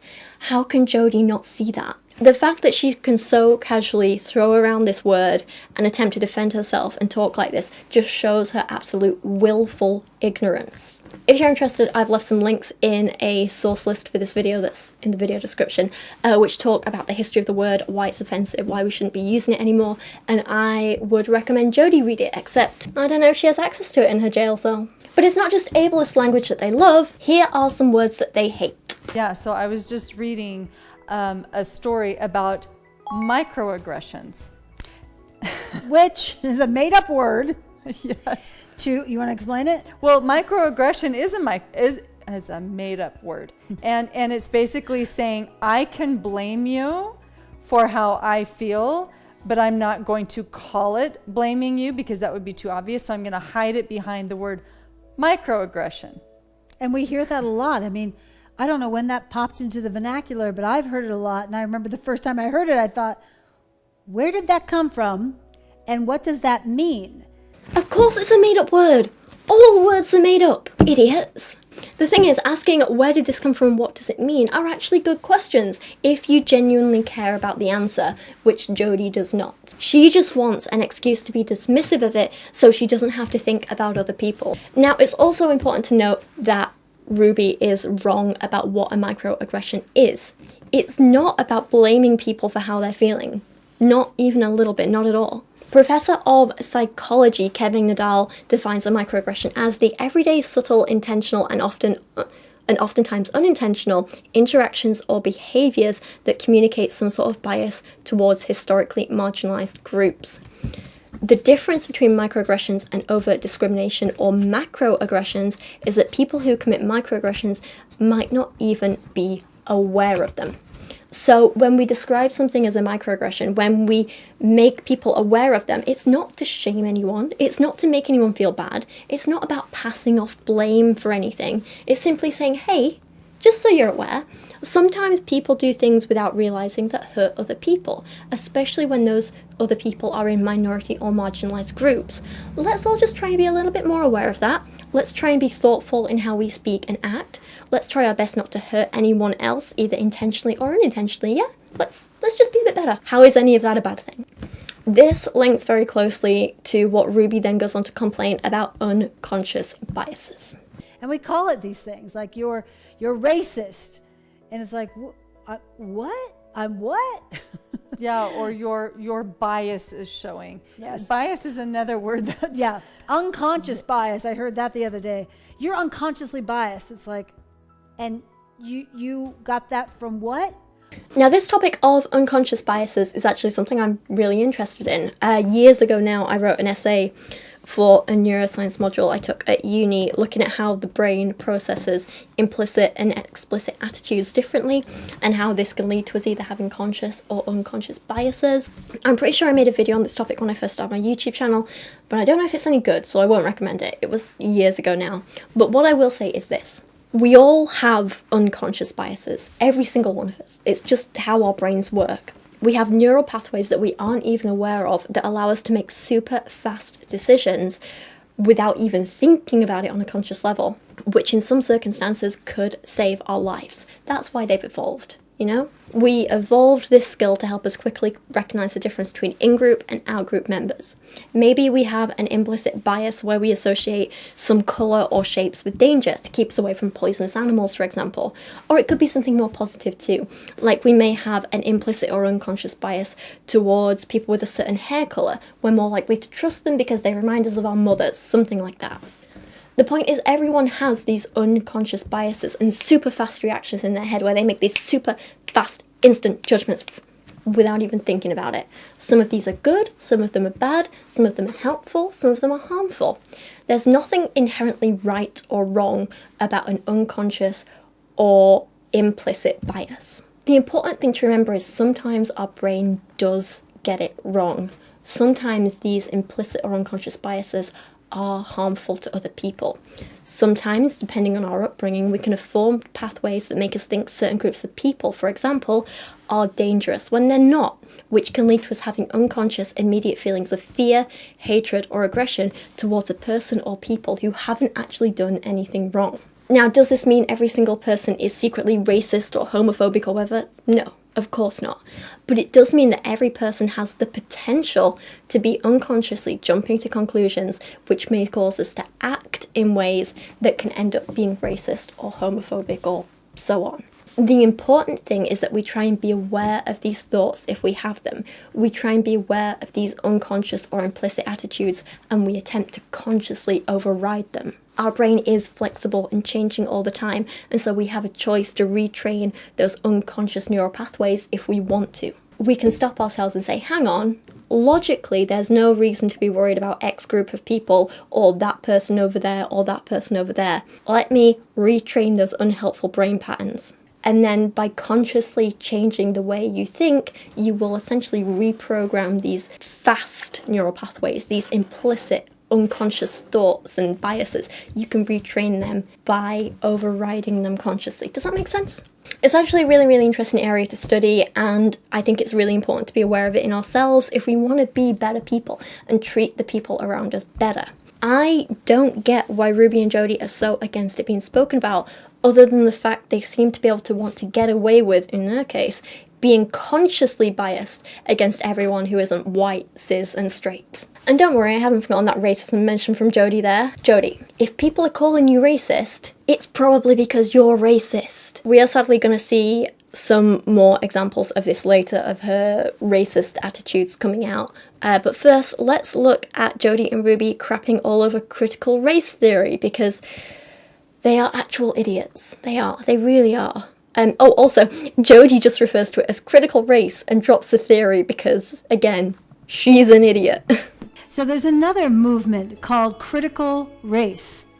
And we're not going to go into what all that means, but if you don't know what it is, you can look it up. But most of you now know what it is. That is brand new on the horizon for most of us. It's not been in mainstream. It's been out on the fringes, which I would call the fringes of distortion, but it's not been in normal urban family life, suburban family life. And now it is. Oh, well, if cis, straight, white, rich people weren't talking about it, then I guess it just wasn't important, right? Jodi really is just laying it all out here and saying, without saying, that she doesn't give a damn what minorities have to say, or think, or do. She doesn't care. She really doesn't. And the irony of her telling people to look it up when she clearly has no idea what she's talking about herself is just... I know. She's going to give us a really terrible explanation of it in a second, but before that I want to give you guys a very basic refresher of what critical race theory is if you're not familiar with it yourself. So basically, critical race theory is something that academics have been writing about for a few decades now, and it's only a good thing that it's becoming more and more mainstream and that more and more people are becoming aware of it. While most writing around CRT has been centered on America, I think a lot of what it points out can be applied to plenty of other countries and cultures too, including to some extent the UK. To give you a couple of definitions of it, critical race theory is an interdisciplinary academic field devoted to analysing how laws, social and political movements and media shape and are shaped by social conceptions of race and ethnicity. CRT also considers racism to be systemic in various laws and rules and not only based on individuals' prejudices. Kimberly Williams Crenshaw was one of the first people to coin the term critical race theory, and she said it's a way of seeing, attending to, accounting for, tracing and analysing the ways that race is produced, the ways that racial inequality is facilitated, and the ways that our history has created these inequalities that now can be almost effortlessly reproduced unless we attend to the existence of these inequalities. So very basically, it's about looking at systemic racism and how we can fight back against it. Jodi is right that the average suburban family wasn't talking much about it before, and that's because, well, a lot of those families were rich, cis, white, and straight, and weren't really interested in anyone outside of their little bubble, you know? They didn't really care about issues that they weren't affected by. Thankfully, this is changing, because now, one, more people are becoming aware of inequalities and oppression and want to do something about it. And two, these average suburban families that Jodi's talking about, thankfully, are becoming more diverse themselves and actually are affected by these issues, like racism and other forms of oppression. So, of course, they're talking about it both for themselves and other people.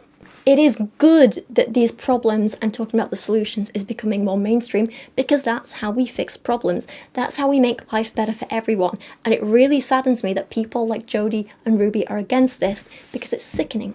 So let's look at what Jodi and Ruby think CRT is all about. And people are talking as though, like, my race automatically has meaning towards people. And there's no truth in that at all. I'm a separate individual. I was born, I came here on my own. I have no responsibility for what anybody in my history has done. I have zero responsibility for it. And so do you. You have no responsibility for what your ancestors have done.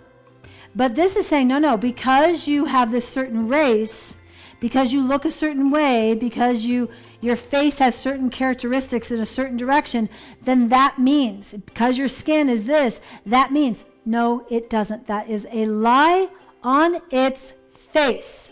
And I get to choose the meaning I put on my life. I get to choose.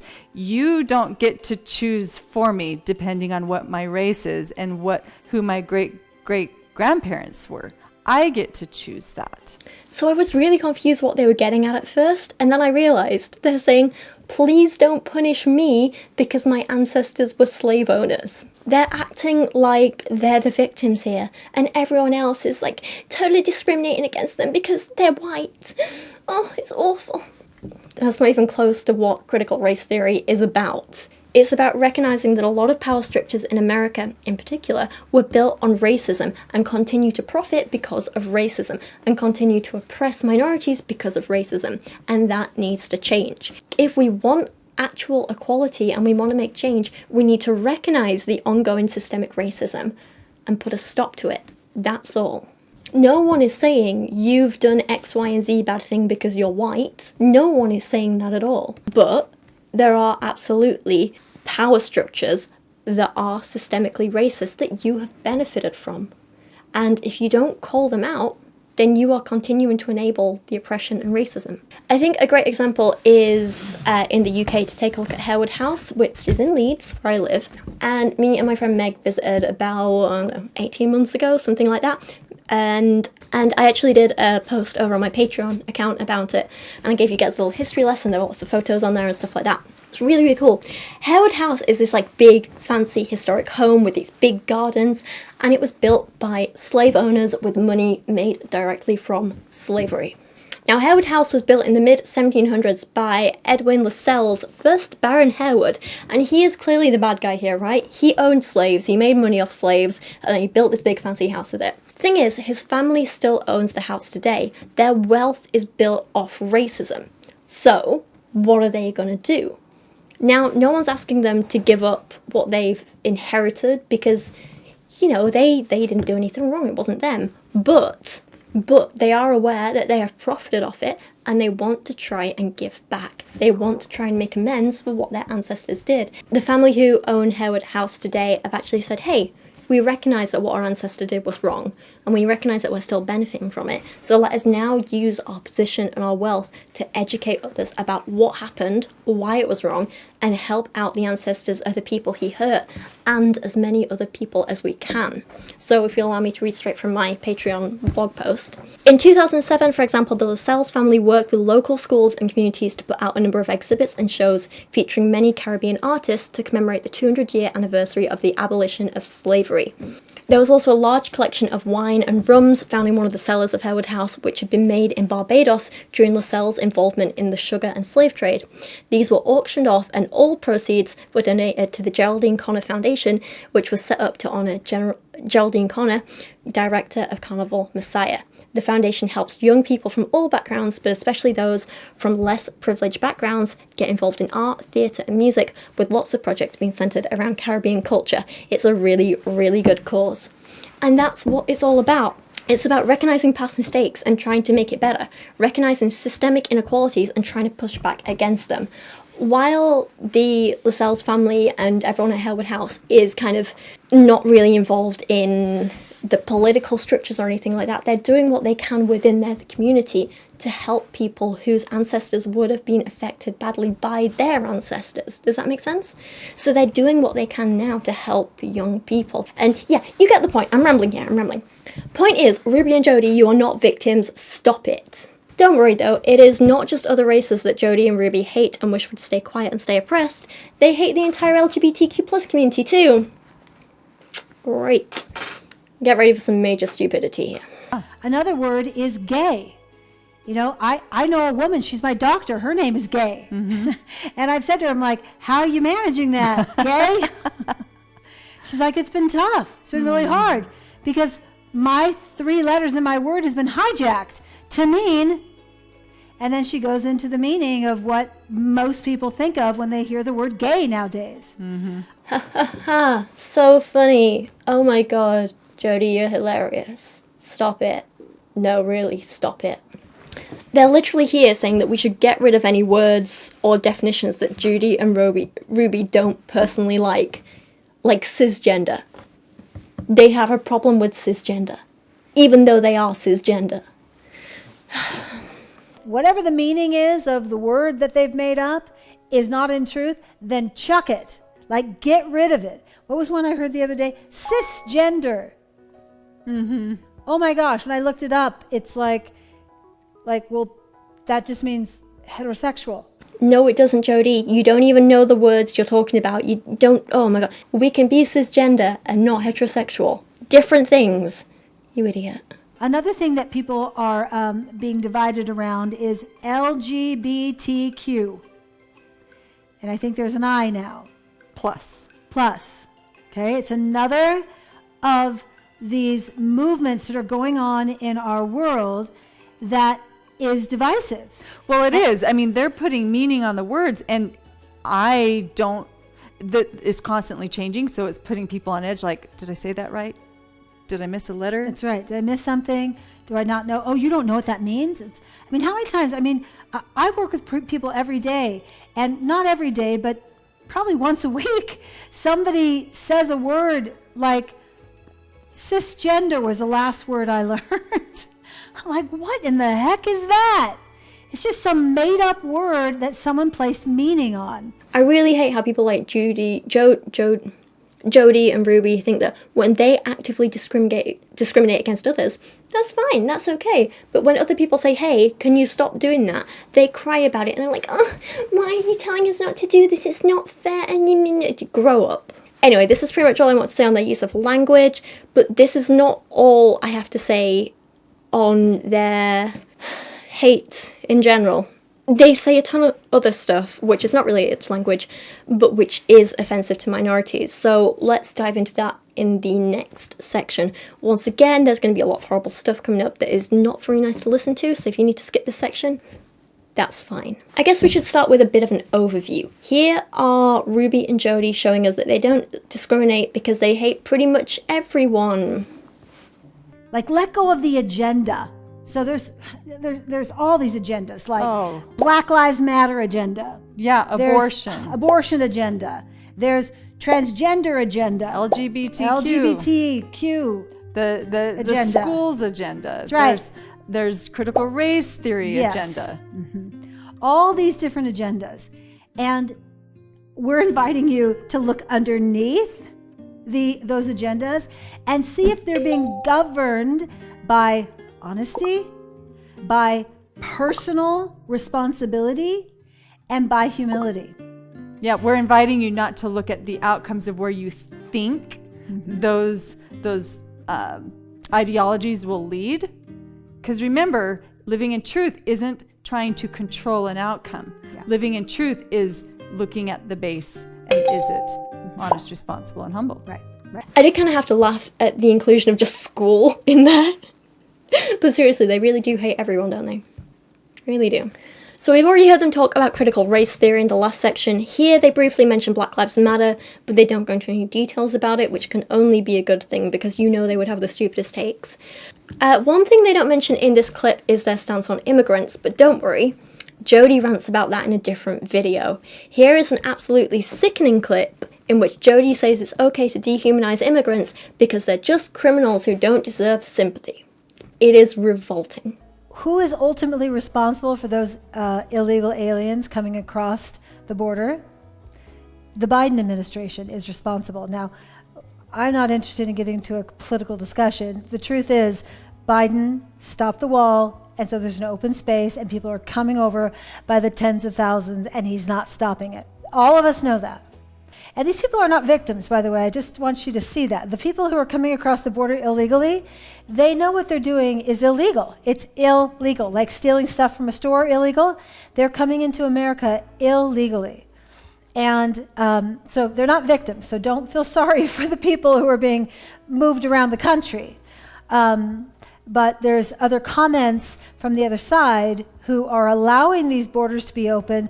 When they're in front of their house, they're like, this is so horrible that you are demoralizing human beings and using them as political pawns. It's like, no, you want them in here so you can use them as a political pawn so that they'll vote for you, and all sorts of other reasons you want them in here. You're using them as a political pawn. So that is a perfect example of intellectualizing. It's like every time she opens her mouth, I lose more and more respect for her. Moving on, here's Jodi ranting about how people aren't actually born gay. It's a choice. The implication, of course, being that we should all choose to be straight, otherwise we're living in distortion. And of course, there's apparently no such thing as being transgender. Nothing eclipses agency. Agency is always first. And so when people say, well, I could just tell they were a recluse, or I knew from the time they were little that they were homosexual, or I was very aware that because they did this and this and this, then that meant that they were going to be introverted. There's no truth in that. Yeah, and it doesn't rob the person that you're, because all of that's projection. Right. You're projecting all of what you're seeing, all of this information they're emitting, and you're putting meaning onto it and then projecting it back onto them. Which is a choice. Do you see that? I place meaning. That's a choice. I project it onto them that says, well, because you did this, then it means this. That's also a choice. Agree with, it's fine to be transgendered, as they call it. That's just a made-up word. Somebody made it up. And there still isn't any truth to it. It doesn't matter how you angle it, how you talk about it, how many people support it. There's no truth in I was born in a wrong body. Even though someone says, but I feel it. I feel it. Doesn't matter if you feel it. I feel all sorts of things on a daily basis, and most of it's like completely dramatic and wrong. There she goes again with her made-up word nonsense, and then she goes on a rant about how it all started because we dared make gay marriage legal. That opened the floodgates of sexual deviancy, apparently. Because allowing two consenting adults to marry is apparently the same thing as paedophilia. Yep, she really does make that comparison, and it is as disgusting as it sounds. Are being exploited. They've been being exploited for the last 5 years very deliberately, intentionally, when the whole homosexual movement started. Once you cross those bounds with, man and a woman marriage, and now men and men can marry and women, when that law was passed, it opened the floodgate for every other devious, vile, sexually permissive and destructive behaviors to be engaged upon. And people will say, well, homosexuality is not the same as pedophilia. Okay, it may not be the same thing, but what is the same thing is sexual deviancy. Now, Ruby, from what I found, isn't quite as overtly homophobic as Jodi, but it is still there. Here she is talking about how marriage is for man and woman to have children, and how if you're not married, by her definition of the word, then you cannot possibly understand love or intimacy. Can you have a connected, intimate sexual experience between two people who are not married? And the answer is no. Firm no. Why is that? But what if they really love each other? But what if they aren't being selfish? What if they really do, want to care for each other? What about that? And they're just not married. Well, marriage was ordained of God to be the structure under which sexual intimacy would be enjoyed and utilized for the purpose of bringing about children and for the purpose of bringing a husband and wife closer together. And so when you take this gift of intimacy and you use it outside the bonds and the boundaries and the expectations in which it was given, you cannot be engaging in the truth. She follows this up at other times with slightly related rants about how lust is bad, real love has no passion, schools are grooming our kids by providing sex education, and then launches into an unhinged rant about TikTok. Enjoy! When you truly are engaged in truth and you have intimacy, requires you to have boundaries. Lust is boundaryless, and so lust has no intimacy. And if you feel like you have this amazing interaction with another human and you're being sexual and you think it's on fire and amazing and you couldn't get any better, I guarantee you there's lust in that, because those characteristics do not exist with love. Love, let's talk about some of the characteristics of love. Yeah, well, you mentioned, on fire. A lot of people will ask, how do you keep your marriage, how do you keep the fire lit? How do you keep the flame lit?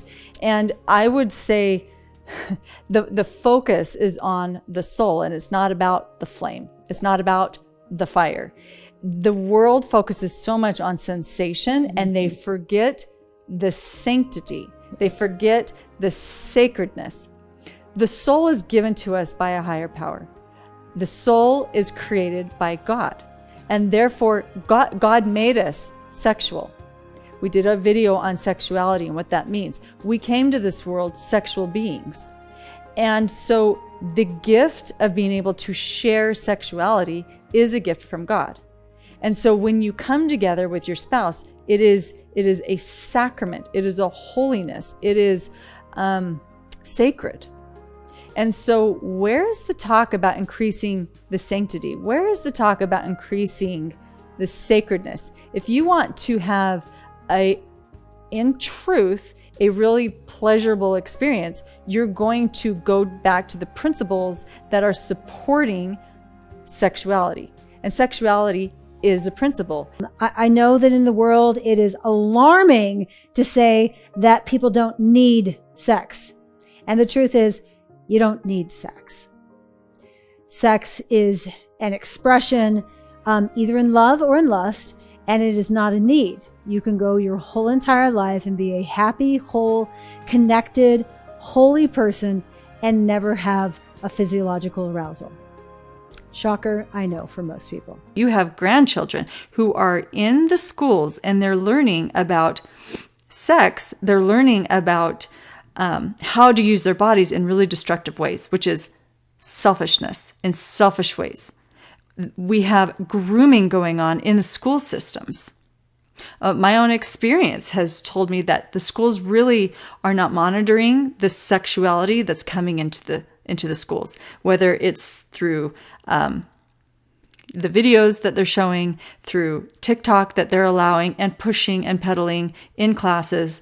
It's being used as jokes in the classroom because it catches the kids' attention, and they'll use anything to catch the kids' attention, even if it's in distortion.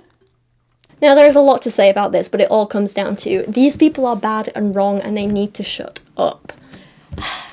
So now I think this is a good time to dive into the issues that Ruby has with TikTok, because this is something else, and ranting about TikTok is clearly one of her favourite topics. Don't get me wrong, I am not necessarily the biggest fan of TikTok myself. I think I'm probably just a bit too old to get it, and I prefer to consume longer form content in general.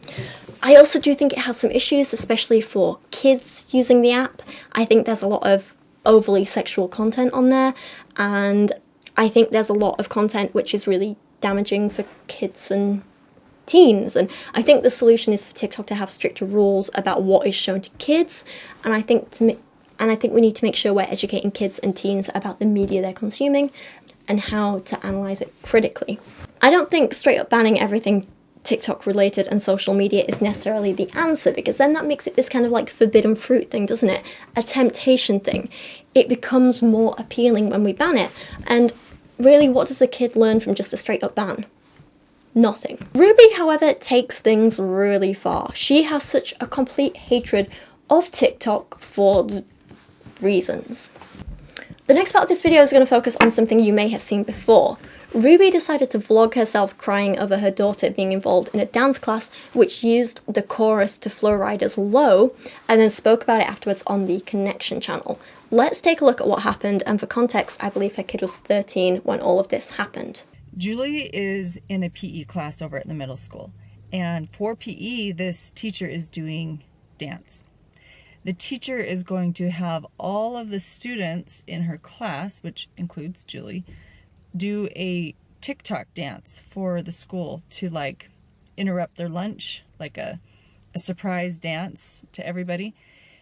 What are the dance moves? And she's like, well, in the real dance, they're kind of naughty, but she said just to do something different there. And I said, what do you mean? She says, well, some of the girls still twerk. I said, okay. What song? So you hear me asking questions. I'm getting curious with her. I said, what songs are in this? And she told me one of the songs. And I looked it up to look up the lyrics. It is straight up hardcore porn. There is no good stanza in that song. It's all lustful. It's all suggestive. It's all seductive. It's all perverse. Now you might think from this description that the school had the kids pole dancing to WAP. It was one chorus of Flow Rider's Low in a much longer compilation of songs, and the chorus of the song that they use, like, it's really not so bad. Okay, maybe the line, she turned around and gave that big booty a smack, might be a little inappropriate, but come on. It's not like you're getting kids to act out that action. I really don't think it's all that bad or inappropriate. Now, the rest of the song isn't great. There is some slightly more explicit sexual stuff in there, but it's not exactly the clearest, and none of those bits were being played to the kids. They didn't have to dance to those bits, and in fact, the kids didn't even have to dance at all. As we learn, Ruby was told her kid could absolutely sit this one out, change class if she wanted to. But no, none of this was good enough for Ruby.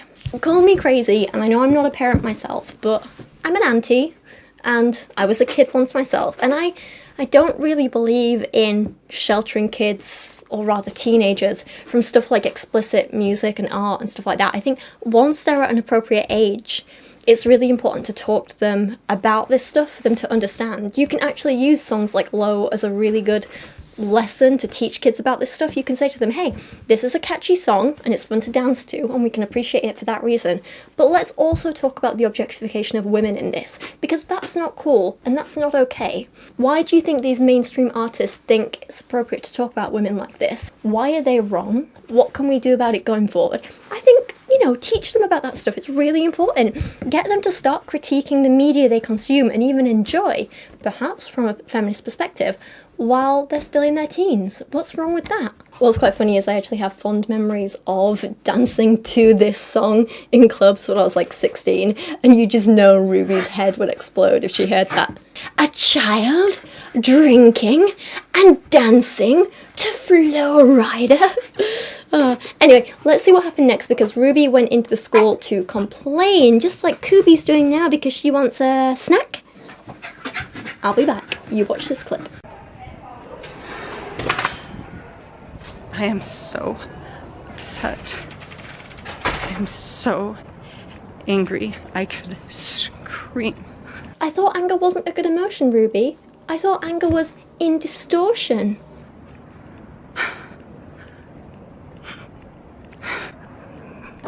Oh. So I went in and I had an appointment with the principal. She said, what can I help you with today? And I said, I have a concern about the TikTok dances. I said, my problem is the choice of songs. And she says, well, all the songs were approved by me. The teacher put together a list of songs and she gave them to me and I approved them. And I said, okay, so you approved this song that has all of these lyrics in it. And she says, well, we're not dancing to those lyrics. It's just a portion.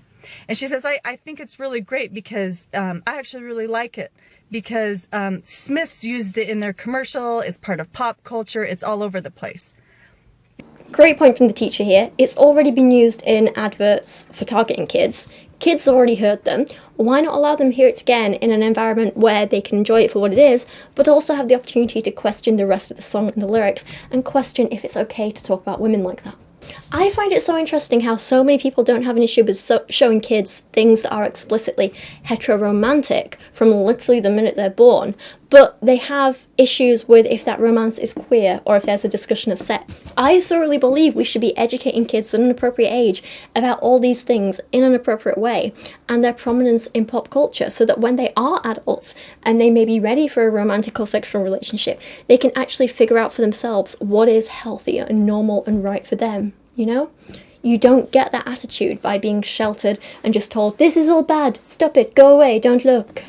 Blanket teachings of all sex bad, cover your eyes, keep it away from you, is how you end up with adults and teenagers who have unhealthy attitudes to sex, relationships and their bodies, who feel shame and guilt, who have no self-confidence, who have no ability to understand what may or may not be happening to them, and are more likely to be forced or pressured into sexual situations they don't want. You create healthy adults with healthy attitudes to sex and relationships by educating them appropriately when they're teenagers. Wouldn't you rather your kid grow up knowing, hey, it's okay to be a sexual being when I'm older.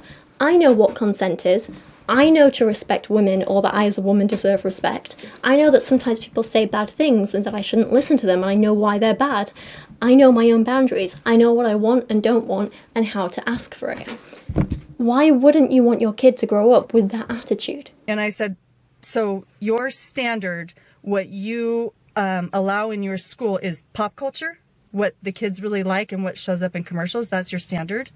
Yes, that's what if it's agreeable to the public at large, then it's okay in the school. And I said, that's really disappointing. That is so disappointing, because I would hope that the principal where my kids go to school, that the standard would be truth, that the standard would be principles, that the standard would be morality. And she goes, well, yes, I agree, it's immoral too, but I'm only using this section. I said,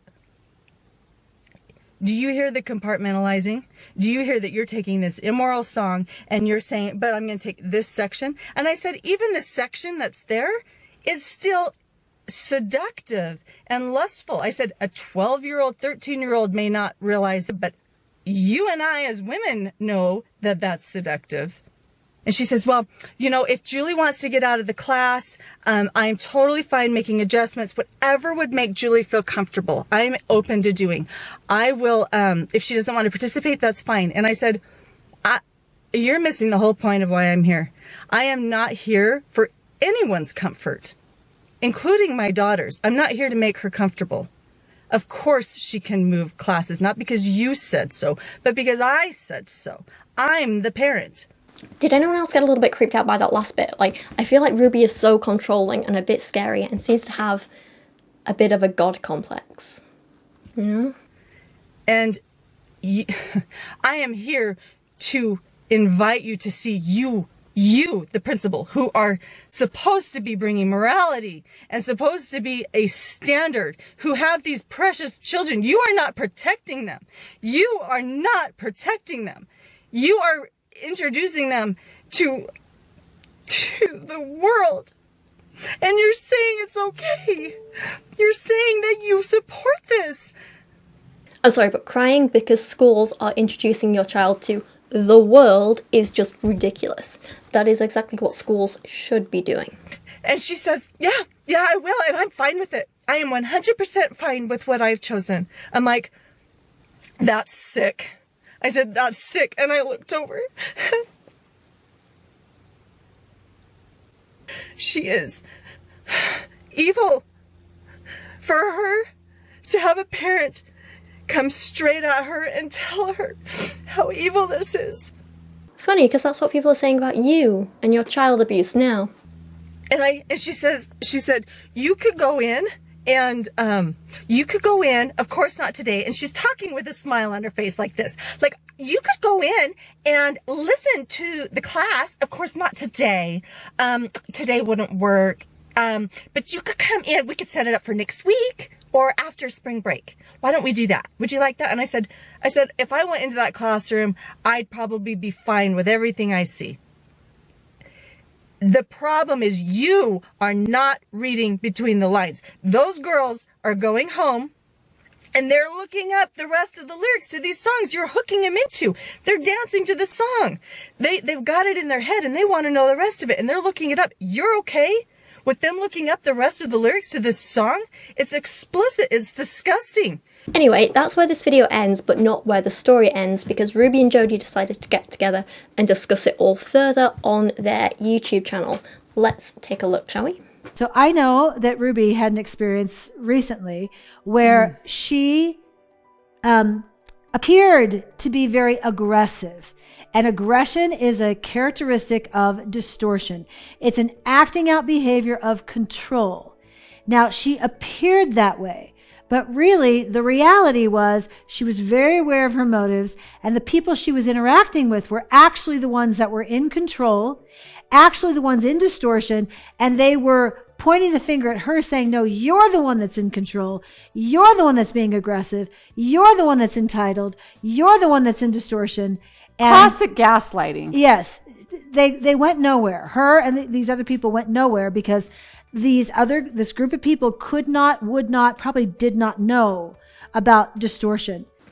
So remember earlier in this video where I told you they always managed to twist things back to, see, what we did was right and in truth, and it's everyone else in distortion? This is a great example of that. Also, can we stop calling everything we don't like gaslighting, please? Ruby, you were not being gaslit. Stop it. As someone who was in an abusive relationship and experienced gaslighting to the point where I thought I was going insane and he was like essentially messing with the medication I was on and stuff, and I thought I was crazy. That's what gaslighting is. This isn't it. Stop it. It's disrespectful to those of us who have been victims. Here she's complaining about the song again. She named the title of the song and I'd never heard of it.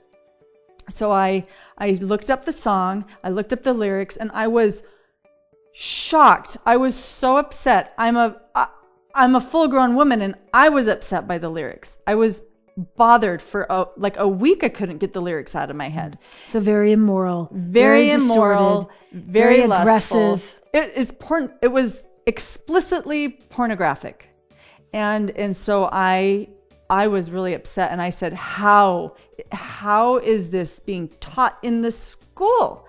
And she said, well, the teacher, she says it's okay because it's just the first stanza, and she doesn't think there's anything naughty in the first stanza.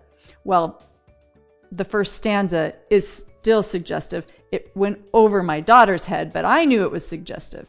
So I was angry. In truth, I was having enmity for the evil that was being brought into my child's life. Oh, here we go. Finally dropped the E-bomb. She's realized anger bad, enmity good. And so with that anger, with that enmity, I went over to the school and I told them how upsetting this was. Now right here, let me interrupt her. Right here, this is where Ruby appeared to be in distortion, because with all that enmity, right, righteous anger, which is a principle of truth, she appeared aggressive, but they never understood her motive, which was, what was your motive? And point out principles of truth. Well, protection. My motive was to protect. My motive is to teach my child to be honest, responsible, and humble. And the school is stepping in and saying, here is something that you can participate in that is not honest. It's not respectful. It's not responsible. It is prideful. It's adulating. It's not protective. No. It's let's invite you into this world of lust and immorality.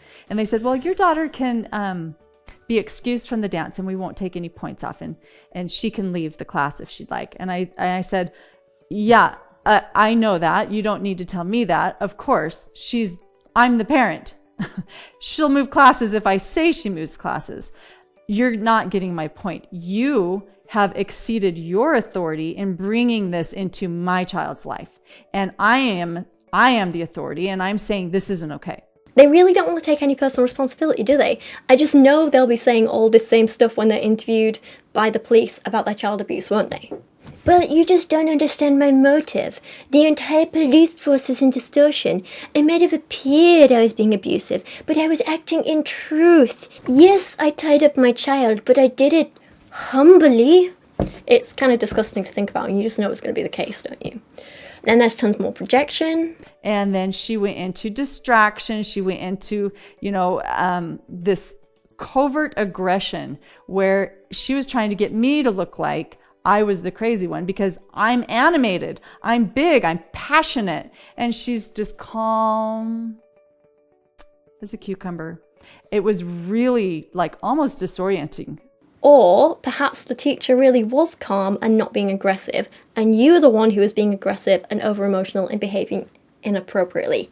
You ever thought about that? I could have just said, okay, well, I appreciate you telling my daughter that she could leave the classroom. I'm really glad that you're not going to dock her points.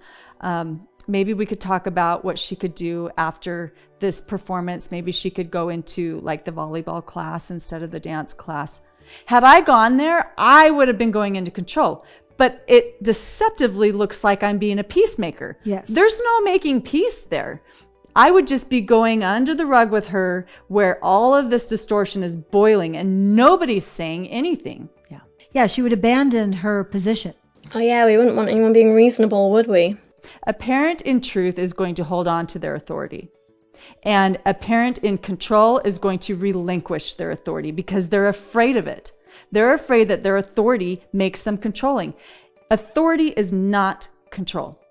And it's really important that you see the difference. Authority in truth is when you see your responsibility and you follow through with that responsibility. And that's where that video ends and that whole TikTok saga. Let's move on to the next section.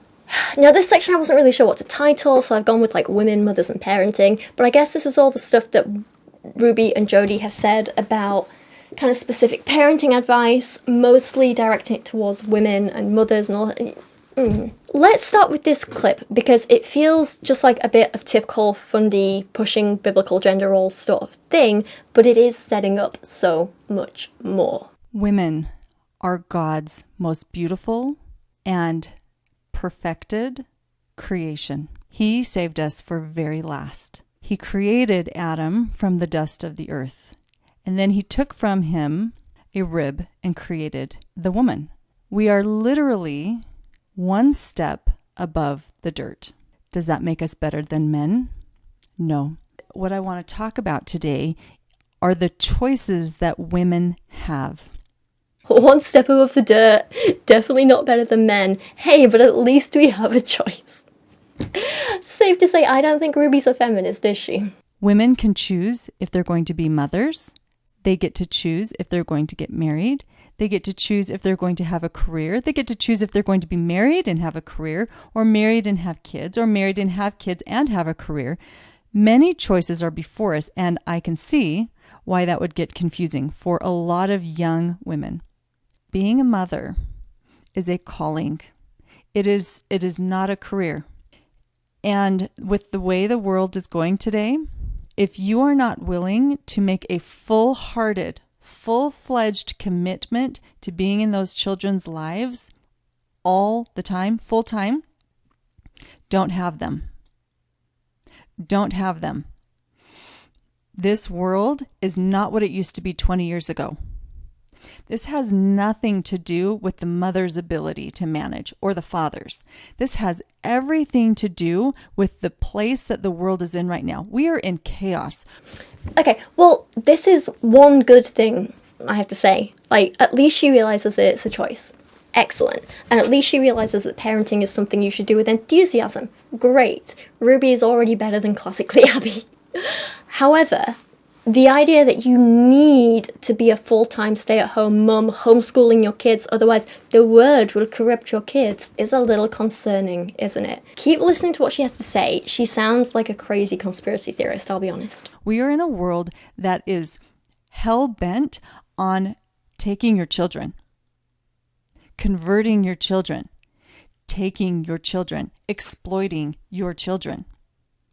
And if you're going to bring a child into that kind of environment, you must be dedicated and committed to being with that child full time. I would include homeschooling in that, because the schools today do not have your child's best interest at heart. They have their own agendas, and your child is just a chess piece in that. They do not love your child, they do not care about your child, and they will sell your child, and they do. I'm sorry, but schools are selling children? I'm gonna need a source for that. Now, I'm not going to pretend that any education system is perfect. Absolutely not. Here in the UK, I know the education system needs so much more funding. I'm sure it's the same for America. But the solution is to keep pushing the government to fund schools more, for better pay for teachers, better training, better resources. I don't believe homeschooling is the answer. It's not an option for everyone at all. Some people are good homeschoolers. That's, I'm not going to argue with that. But most people, most parents are not educated enough or trained well enough to adequately educate their children. It might sound harsh, but it's just a fact. Some are, absolutely, but not all. Ruby is not. In many cases, like in the case of Ruby, she's not homeschooling because she thinks it will give her kids a better education. She's homeschooling because it gives her more control over her kids, where they are, what they're doing. She has the ability to use them as slaves and get them cleaning floors all day. And also there is less oversight for her. If her kids had gone to school with bruised wrists and ankles and cuts and lacerations on them, she would have been found out a lot sooner than it actually happened, Then she starts spouting some really unhinged stuff like this. I just heard the other day about a third party. They sell themselves to schools as a playground facilitator. They come in and they do recess with your child, as if your child needs help doing recess. And it's actually a cover for a hidden agenda to push racism on your child, to push divisiveness on your child. Again, I am going to need a source for that, please. If you have the desire to be a mother, do it. If you are willing to commit wholeheartedly to being a mother and to being there for your children and to being a kind of mother who will fight for your child, who will stand for truth, who refuses to allow deception into her home, do it. This part in particular doesn't really sound that bad until you know the context of it all and you know what kind of behaviour she's actually advocating for. I think the scariest thing, though, is that although we can see Ruby has been getting progressively worse, she doesn't seem to realise that. She actually thinks she's a better parent now in these video clips than she's ever been, and she reflects back on the things she used to do and says she was a bad parent in the past, which she was, but she identifies the wrong reasons for her being a bad parent. This is a clip from Ruby talking about the problem with transactions with kids. Stuff like, she says, if you say, like, hey, if you do the dishes, I'll let you see your friends tonight. She's like, that's living in distortion, that's being controlling, that's bad, blah, blah, blah. She says she was a bad parent because she was trading praise and snacks for getting her kids to be cute on camera. She thinks the issue is in that transaction. That's what made her a bad parent. When in reality, she doesn't realise the problem was her shoving her kids on camera and exploiting them in their private lives for money for years. She didn't realise that was the problem in the first place. I have another child that would smile every time I pulled the camera out because she knew she would get praise. So here's another transaction. I pulled the camera out and she knew how to just smile just so, and she knew how to act cute. And she would do that because she knew I would say, oh, thank you. That looks so cute. Do you want a granola bar? It was sick. I literally was a controlling parent. I literally was sick because I was taking from my child because I wanted something from my child. In exchange, I offered a measly exchange of, okay, now you have value. Mm-hmm. I wasn't saying that, and yet that's what was being exchanged. Her priorities are all wrong. There are plenty of examples of Ruby sharing stories of her kids to shame their bad behaviour. She likes to tell stories of things her kids did wrong and how they were living in distortion, and in some cases how she punished them for this behaviour. Take this example from years ago, which I really don't think is so bad. On the kids' part, I mean. And I put my two children, my almost 6-year-old, she's probably 5, and then Chad, my 3, almost 4-year-old on a couch, and I put on a movie. And I said, I am going to go lay down. And I made it very clear. I said, do not, under any circumstance, go into the kitchen. Do not go into the kitchen. You just stay right there and watch the movie for an hour. And I went upstairs and laid down.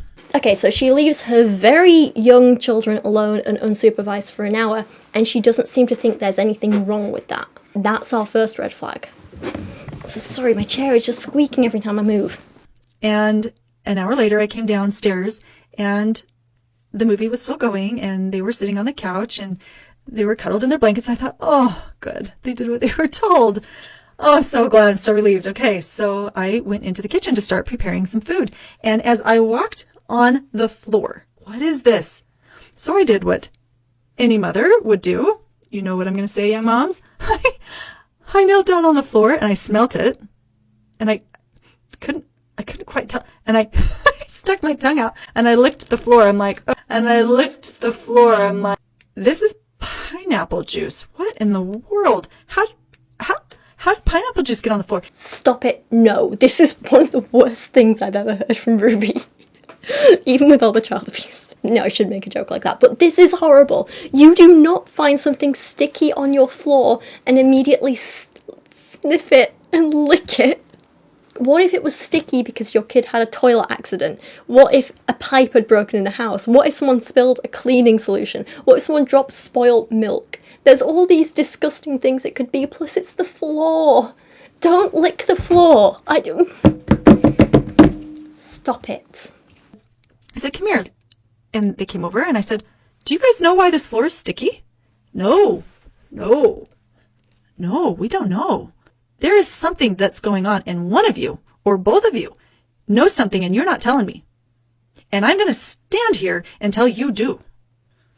And my son said, I know why it's sticky. I said, oh, and why is that? Well, I thought I cleaned it up, but I guess I didn't. And he said, I went into the kitchen and I got the Tupperware pineapple and I opened it to get some pineapple and it spilled and went everywhere. And I hurried and picked up all the pieces of pineapple, and then he showed me, he said, I got a paper towel and I cleaned up all of the mess. And so I looked at him, and here's where the compassion comes in, and I hope that you can hear it. I said, that's a good thing that you told me that what you have done, and you didn't clean it up. You didn't actually clean it up, and that was dishonest. So I'm telling him the truth. You said you would not go into the kitchen, and you did. I told you under no circumstance are you to get off the couch, and you did. And I told you I would be feeding you as soon as I come down, and you felt entitled to go take. You felt entitled to take what was in the fridge and eat it. And then you made a mess. And then you tried hiding it by lying. Okay, look, maybe the kids shouldn't have been getting a snack without asking. But if the kids were hungry, can you blame them? And the thing is, once he got the snack and he had an accident and dropped it, he tried to clean it up. That's a good thing. That shows he's being really responsible. But instead, she decides to show him compassion by telling him he didn't do a good enough job cleaning and that he's being entitled and dishonest. This feels like a complete overreaction, doesn't it? And it's horrible. And the fact that she's talking about this that happened when her kid was 3, and the kid, when she's telling this story, is now like 16, 17. She holds grudges. She clearly holds grudges. She doesn't let them forget anything they've ever done. It's awful. Now, this is where the clip ends. I'm not sure exactly what happened after this or what his punishment was, but we can probably get some clues based on other videos from Ruby where she talks about how to punish kids, essentially. But first, I just want to show you this clip, because when I first watched that last video, I was thinking, God, like, the kid was 3 years old. 3! And he tried to clean up his mess. Like, that's a great thing, showing such responsibility for that age, cut him some slack. But no, Ruby and Jodi don't believe in that. They believe even newborn babies should be held responsible for every single one of their actions. Listen to this. The second that baby comes into the world, the second, they're independent of you, of anyone. And they will start making their own choices. Even though we probably don't connect babies with agency, they have it. And they're utilizing it from the second they're in the world. They may see something flash over here and they may turn their head to look. That's a choice they're making. So yeah, they don't believe in going easier even on babies. They're like, you're responsible, sort yourself out. If you can move your head, you're responsible for yourself. It's harsh. It's ridiculous. Stop it. Here's another example, and here's why Ruby talks about punishments too. This is Ruby responding to a letter from a fan asking how to punish or teach her child who is, and I quote, learning to be deceptive. 2 years old. This mom writes in about her 2-year-old little girl who is learning to be deceptive. 2 years old. She says, I need guidance on how to teach truth to young children in a way that they can comprehend. She says, my daughter just turned 2 years old and is experimenting with lying and deceitful behavior. I have security cameras in my home and caught her sneaking cookies in the kitchen while her dad was supposed to be watching her. I found her, cookie in hand, and asked her where she got it. She blamed her older sister, who was with me the entire time. And you start teaching them from day one about their agency. And so this 2-year-old is making choices that are selfish. And a 2-year-old, they go through this selfish stage. You can call it a selfish stage. You can call it a me stage. You know, a lot of 2-year-olds start learning to say no, no, no. And they make everything about themselves. And they take everything, it's so physical. The best way to do this is to combine the physical with the abstract. So what you did was you said lying is wrong. Okay, so she's going to have to think abstractly to understand that. And really she's had all this experience in the physical world by being touching and tasting and smelling and seeing and hearing. And so if you could come up with a visceral experience, which means this hands-on lab experience, to go with, hey, lying is wrong, lying is distortion. You start teaching her about truth and distortion. You start teaching her that blame is dropping responsibility. All of that is abstract, and come up with a physical experience that you can combine with that. She'll start putting the two together much quicker. Like I said, she's 2. It's what kids that age do. They push boundaries and test limits and learn what lying is. You need to teach them about honesty by showing them that they can trust you, surely. You learn honesty by seeing the benefits of honesty, not by being viscerally punished or whatever word she used. Like, what Ruby is advocating for here and telling other people to do is, if your kid does something bad, you don't just tell them something is bad. You have to show them it's bad physically, viscerally, she says. Here are some examples she offers, and some we've actually seen her do in vlogs. You could come up with even role plays with, I don't know what she likes. Does she like dolls? Does she like Legos? Does she like strollers? Is there a favorite toy that she has? What kind of food does she like? And I would come up with teaching her using something physical, and visually show her, this is what stealing is like. Maybe have an experience where you have all these marshmallows and she has all these marshmallows, and then you go in and you take her marshmallows. If you cut one more thing in my house, I'm going to take the scissors, look at me, and I'm going to cut its head off. Grandma will be so mad. So what are you going to do? Are you going to cut anything else? No. You promise? Look at Mama. She's being deceptive because she's trying to control what she wants. She's being deceptive because she's trying to control her environment to be what she wants it to be. She's trying to control her discomfort. And your job as the parent is to teach, you're going to be uncomfortable. So she says to teach your kids not to steal by stealing their sweets. When she talks about using toys as role play, we can see that in the past this has meant, I will threaten to cut the heads off your toys. That's not role play, that's just property damage. She used the exact same excuse as a reason for sending her son to a wilderness camp, which was known for being abusive. Chad today has just entered the Anasazi Foundation Wilderness Therapy Program, where he's going to spend the next 8 to 10 weeks living in the Anasazi Desert. Yeah, the desert mountains of Arizona.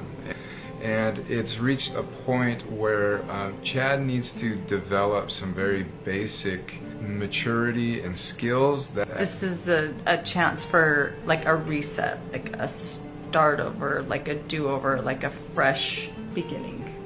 And so we spent weeks and months inviting this child to change, holding this child accountable. And when that wasn't a decision we could see that this child was going to make, we said, okay, what is a visceral experience that we can offer this child as a gift? And having him go to a wilderness therapy camp was what we came up with. This gift is something which has been known to cause insane amounts of physical harm to kids and has even caused some children to die. One child who went to one wilderness therapy camp, very, very similar to one that Chad went to, said she spent every second of every day in the wild hiking until her feet bled, eating dehydrated foods that left her constipated for weeks, bathing with a bucket and a sponge, and sleeping wrapped in a plastic tarp. She went on to say, there are ways that I was violated and humiliated as a child in this program that I would not wish on my worst enemy. One article reports that critics say the treatment lacks scientific support and can leave lasting scars, as teens are often enrolled in programs without their consent and are subjected to cruel conditions throughout their stay. Other reports say that many developed serious medical issues that went untreated, many tried to run away, and many were driven to thoughts of suicide. There's more information about this horrific treatment in therapy, wilderness therapy camps, in the source document for this video if you want to go check them out. Here's another example where she forced her child to do push-ups because he left some socks outside. So you see, now I'm using bad language. That's how bad of a mood I'm in. You get your socks picked up and don't you leave your stuff out anymore. Where? Right over there. Run and go pick them up. And then give me 10 push-ups. Okay. Put them in your pocket so you can take them down to the hamper and drop and give me 10. 1. Put your hands straight out. They're in. They're not supposed to be out. Shape your hands forward. There you go. 1, 2, down further. Bring your butt down. Ooh. Again, feels disproportionate to me. Can you see why I'm starting to worry? And why so many viewers were starting to worry at this time? Even small things end up with Ruby and Kevin causing physical discomfort for their kids to give them a visceral experience. And when you put this together with the story of Ruby getting mad that her kids moved from the sofa, and then recent reports of her kids being tied up with duct tape, do you see where this is going? And it's worrying. If she's doing this stuff on camera, like the push-ups, cutting the bear's head off, the wilderness camp, what has she been doing off camera? Well, apparently tying her kids up with duct tape and not feeding them. We can see she's been actively abusing her kids, and yet she has the nerve to go on rants like this about how child abuse is wrong. I think all of us could get on board with, yeah, I have righteous anger toward adults abusing children. No, you're a child abuser. You're the one in the wrong here. And then they use this as an excuse to go on some anti-choice, pro-forced pregnancy rant like this. There is truth, and there is distortion. And so it's your job to separate what is truthful, what is distorted, and what is true. And the true one is your opinion. Changing clothes is just an opinion. But there are things like, don't kill your 2-year-old. That's a truth. That is black and white. I don't think anyone on the planet subscribes to killing just because you want to a 2-year-old. But then you just back the 2-year-old up a few years and you have no problem killing the 2-year-old that was an infant or a child, a baby, 2 years prior. So that's truth as well, to not kill a child. So then we get into all this, what people want to call like, well, that's not what it's called. And the truth is, it is a child. That is the truth. And people say, you can't say that. Well, I can say that because it is the truth. It's the truth, as much as the sun will rise in the east every day. It's the truth. That is the truth. So we shouldn't kill a 2-year-old, we shouldn't abort non-sentient cells, but we can absolutely physically abuse our kids at any age, right? Disgusting. The very last thing I'm just going to throw into this segment of the video is some stuff Ruby has said about modesty. Now, this isn't half as bad as the other physical abuse stuff, but I'm not quite sure where else to place it in the video, so let's just talk about it very quickly. This is Ruby's definition of modesty. Modesty is a presentation of self in attitude, in speech, in clothing. Modesty is about presenting yourself in humility. Okay, I guess. And then we get two slightly contradicting stories. One where Ruby says she would never control what others wear, but she will shame them for it. And the other where she says she will control what they wear. Fun. I have a hot tub in my backyard, and because it's in my home and it's on my property and I paid for it, it's under my jurisdiction. I have stewardship over that hot tub, and so I get to decide the types of bathing suits people wear when they're in that hot tub. I don't get to go to the city pool and decide that. I don't get to walk around and say, that's not appropriate, I don't want that swimming suit. I don't get to do that because it's public property, it's a public pool. I do get to decide what comes into my home. And I have decided there's no bikinis. And so if someone comes over with a bikini, they are invited to put on something else or to leave. Remember that God complex I spoke about earlier? Yeah, I'm seeing it again here. And then the second story. I had an experience where I had some people over and they were wearing quite revealing swimsuits. And I did not go out and shame them and say, you know, you shouldn't be wearing this. What a nasty thing you are. That would absolutely not have been the truth. And then I'm the one in distortion. I pulled the girls aside and I told them how much I loved them and how they don't need to be showing what they were showing, and how those girls, if they really knew who they were, they wouldn't be showing what they were showing. Yeah, you're right, Ruby. No one needs to wear a bikini, but sometimes people want to, and that is absolutely okay. There is nothing wrong with them at all. Now, those girls can choose to be offended if they want, or they can choose to learn the principle of what I was offering them. Yeah, Ruby, like you could have chosen to be offended or chosen to keep your nose out of other people's business. Shame you made the wrong choice, isn't it? It takes a real strong woman to cover her body and to still have confidence. Please. A strong woman can choose to wear whatever the hell she wants depending on what's right for them at the time and place. I feel just as good about myself and my body when I'm in a bikini in the sun as I do wrapped up in layers during the winter. It has nothing to do with what other people think of me or see when they look at me, and everything to do with how comfortable I feel in that moment, because as a strong woman, I find my worth in myself and not in what other people, like Ruby, think of me. She really starts to shame people, and it does sound like it's coming more from a place of jealousy rather than anything else. And bitterness. She sounds very bitter.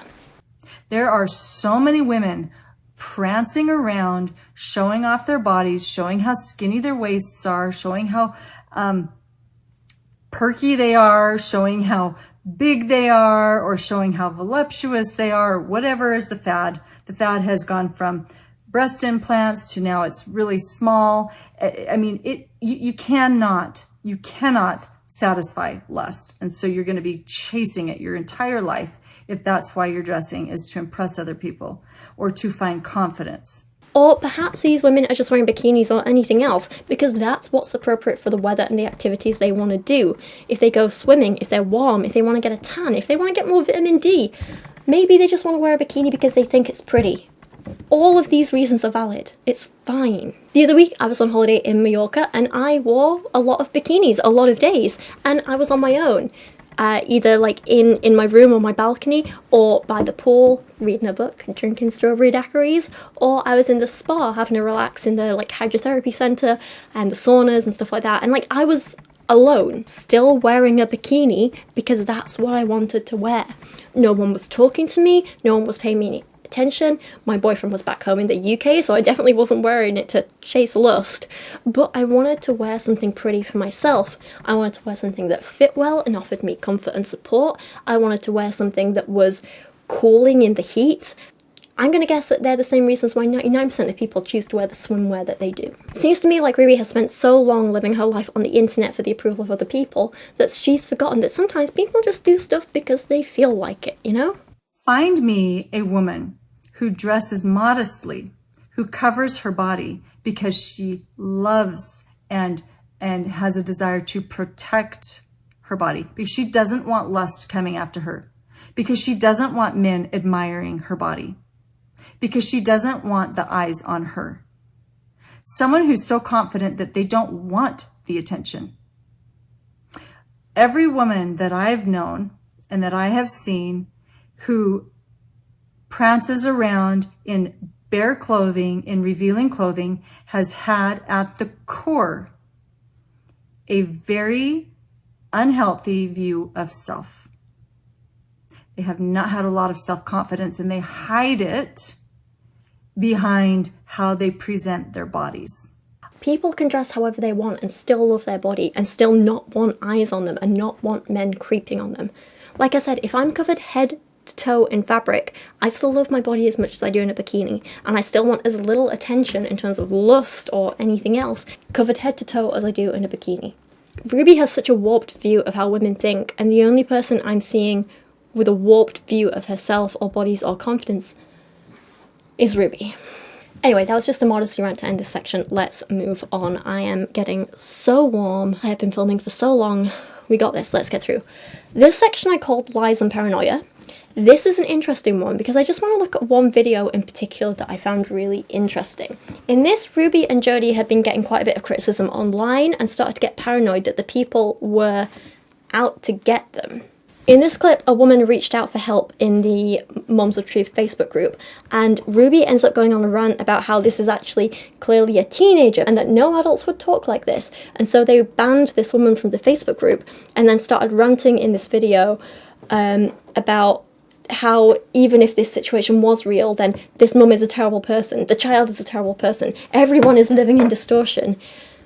It's ridiculous. I wish the YouTube channel was still up so I could check what date this is from, because it is honestly a little insane. So this question that is has come in is written by someone who's posing to be an adult, and she's been blocked and removed from the Facebook group. But I thought it would be interesting to go over the question now that she's not part of this group anymore, just so that you can see how teens are viewing the adults.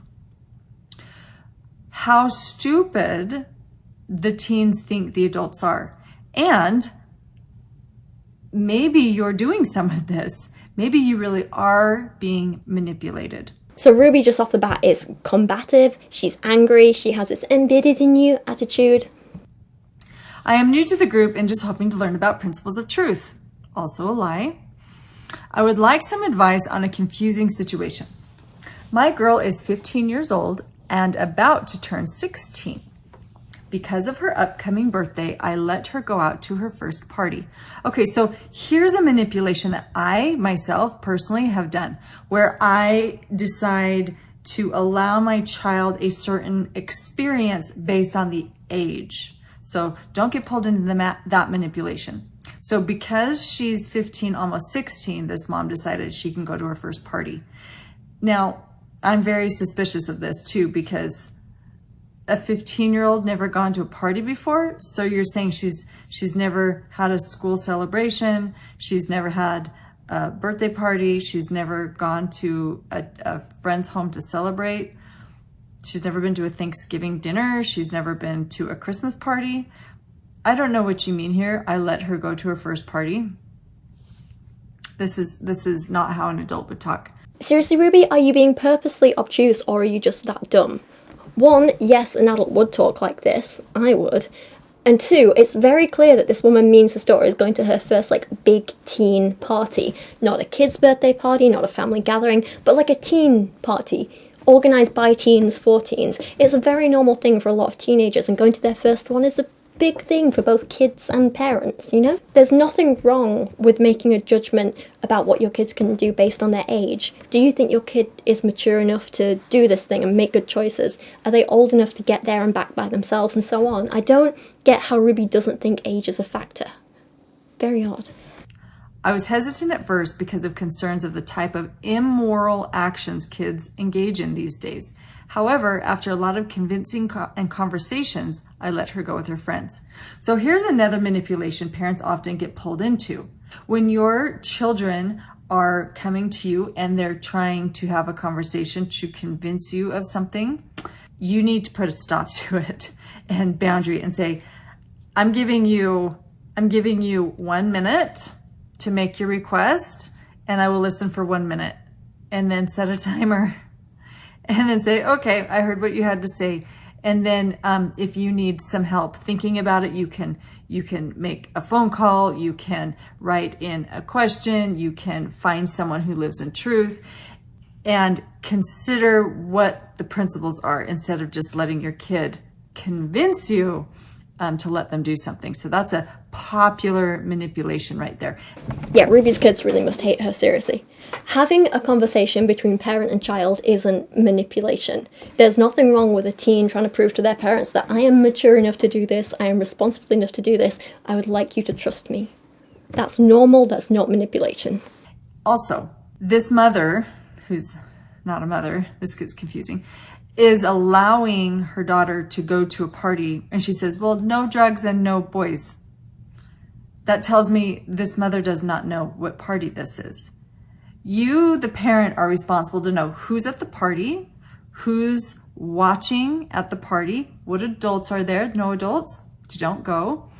You need to know what kind of background these friends have. Have you had experience with these friends? Are these new friends? Are there going to be other people coming to the party you don't know about? You need to have the phone number and information and talk to the adult beforehand. There's responsibility in allowing your child to go to a party. You, the parent, are responsible for knowing the environment your child wants to engage in. So this is a very irresponsible portrayal of a parent. God, Ruby would have a fit if she knew what my teen years were like. I didn't really have any friends in school until sixth form, but once I did, it was absolutely normal in Barnsley for us to go to clubs at like 16. And I had a lot of issues with my parents. They had a lot of faults.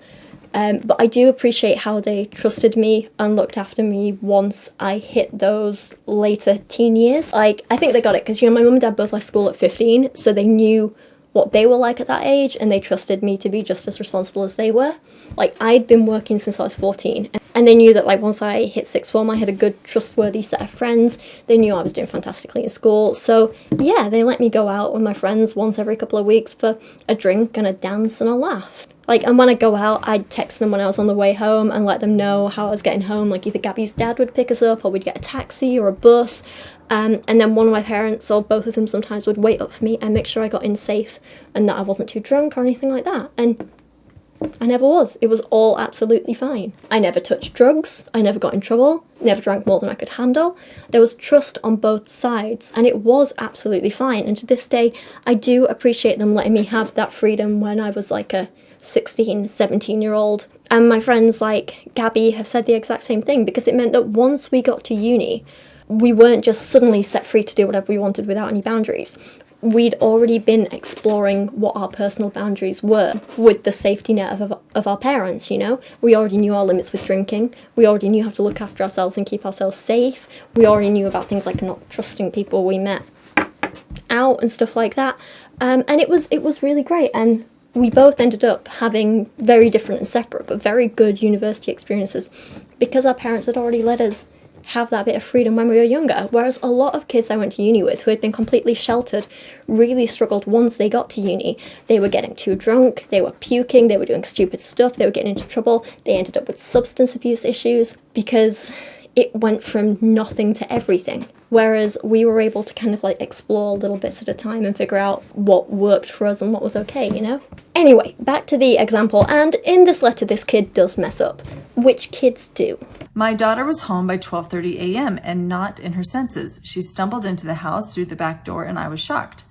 My husband and I don't drink or smoke, yet I found her smelling of cigarettes and she was clearly drunk. My husband told her to go to bed and the both of us were fuming. So, Mom, why are you fuming? Why are you upset? Because you created this situation. This daughter of yours doesn't just show up irresponsible one night. Yeah, no, this isn't the mum's fault. She trusted her daughter and the daughter broke that trust. The mum has every right to be mad about that. Get off your high horse, Ruby. You're not better than her when your kids literally hate you and you're in prison. The next morning, I took her phone, laptop, and the right to leave the house without a parental figure present. So she went into, she doesn't explain how she, but I'm hearing this in my head that she just woke up, she was fuming when she went to bed, and she woke up and she took all the things away. Well, did you address the actual issue? Because the issue wasn't the phone and the issue wasn't the laptop. She shouldn't have a phone and a laptop anyway if she's being irresponsible. And like I said, it wasn't just last night, she was irresponsible. So you took all that away, and yet, did you ever address the issue? She said, my husband and I should approach this situation with more compassion because it was a mistake and she was pressurized into doing these actions that she did. Okay, so right here, I know that there are parents who are, again, being invited by the child to distract from the actual issue. So, Mom, you still haven't approached the issue, the selfishness, and people call disrespect, oh, you're disrespecting me. This isn't about disrespecting you. This is about the selfishness. The daughter needs to know she is being absolutely, incredibly damaging and selfish and entitled, and she's being quite radical. And she's being very reckless. She's being very reckless with her life. God, Ruby is horrible, isn't she? Okay, look, the daughter messed up. Kids do sometimes, right? And I think this is a great opportunity for a teaching moment. As a parent, yes, give your child a punishment. Ground them, take away some privileges like, you know, pudding for a week, using their phone, whatever. But also use this as an opportunity to talk to them and teach them. Ask them, why did you break your promise? Help them understand why what they did was wrong. Figure out together how you can stop this happening again in the future. What can the daughter do now to earn back your trust? And if the daughter said she was pressured into it, and this could just be excuse or it could be genuine, speak to her and use it as an opportunity to talk to her about peer pressure and work on her self-esteem so she feels better about saying no to people in the future. Of course, Ruby doesn't agree with this though. There is no such thing as pressurized. There's no such thing. You cannot be pressured into doing something. You can't. That would rob you of agency, and it is not possible to rob a person of their agency. So what you're really saying, when you say I felt pressured into doing it, what you're really saying is I refuse to be responsible for my choices. And I don't want to look at the fact that I was irresponsible. I just want to minimize it. And I want it to go away. And I don't want to be held accountable for what I chose to do. It would take a humble child to turn around in a conversation. And it needs to be one conversation. This daughter is not up to having conversations. She needs to have a visceral experience, a real hands-on, a real life, a real tactile experience. You know, I hope Ruby is not making excuses for what she did to her kids. I hope she's not minimizing. I hope she's taking responsibility. You know, maybe she needs a real hands-on, visceral experience as a punishment for abusing her kids. Okay, right, while we are on the subject of Ruby not believing that peer pressure exists, now seems like a good time to move on to the victim-blaming content that these two have put out. This stuff is seriously disgusting, so please prepare yourself. Let's start with how they define victim. So victim is a word that many of us use to acknowledge when a person is using their choices to not be responsible for themselves. Sorry, but no. If a person is hurt by another person, for example, if a woman ties up a child and withholds food, that is not the fault of the person or child for not taking personal responsibility. It is the fault of the mother or the abuser for being an absolute worthless piece of rubbish. You might think, responsible? What exactly am I responsible for? Let's start at the beginning, when you were born. The very first moment that you took a breath into this world, I know you don't remember, and you did do it. We all did. You were engaging in the act of responsibility. And you came out and the umbilical cord was cut, and there was a separation between you and the person who was primarily responsible for you.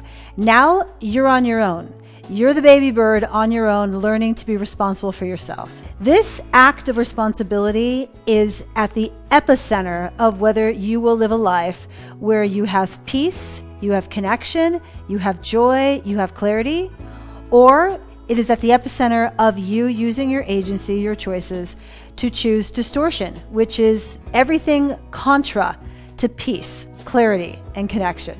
So if you use your choices to live in victim, to choose victim, which means at the epicenter, I'm not going to be responsible for myself.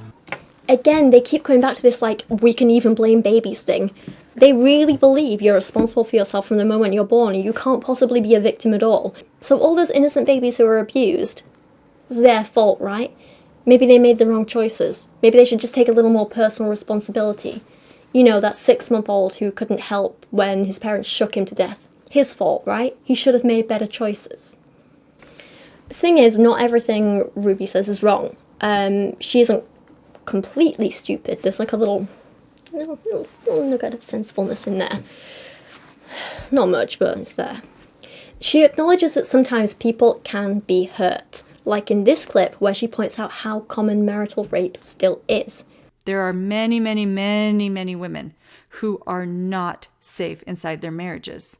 In fact, rape, it took until the 1970s before rape was considered a crime inside of marriage.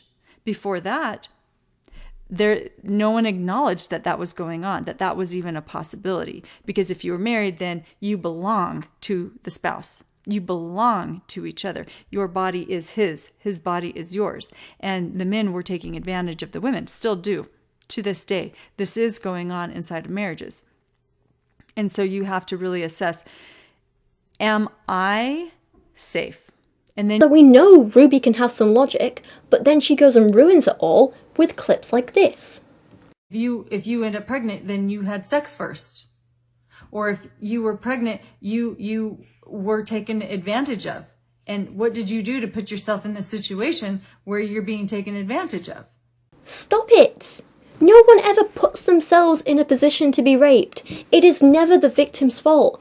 The only person we need to be blaming is the rapist. The only one who did something wrong is the rapist. The only one who made bad choices is the rapist. It's that simple. No matter what a person does or wears or goes, she doesn't or he doesn't deserve to be raped. There are no wrong choices you can make that put you in a position to be raped. It is all down to the rapist. Jodi is just as bad too. So if you don't want to have a baby, then do not use your agency to engage in sexual contact. Now, I know that nobody talks about that anymore. Like nobody. I don't hear that from anyone, like abstinence. Abstinence. That used to be around when I was a kid, abstinence. But nobody says that anymore. Because everybody feels like they have a right to just do whatever they want. And then they have these consequences, these outcomes of STDs or pregnancy or rape. And they don't want to take any responsibility for their participation in it. Now, when I say rape, what I'm talking about is you engage in a sexual relationship and then you may say, stop. And the person's like, I'm not stopping. I'm going to take what I want. I'm not talking about like someone attacks you and forces you. I'm talking about your participation. And then at some point you say, I don't want to do this anymore. And, because the person you're with just says, I don't care what you want. Because that's the kind of person you've chosen to hook up with. Again, no. Stop it. This makes me furious. Consent is something which can absolutely be withdrawn at any time. Sex isn't mastermind. Just because you started doesn't mean you get to finish. If you say no to someone, or even if you just don't say yes, and someone carries on without your consent, it is never your fault.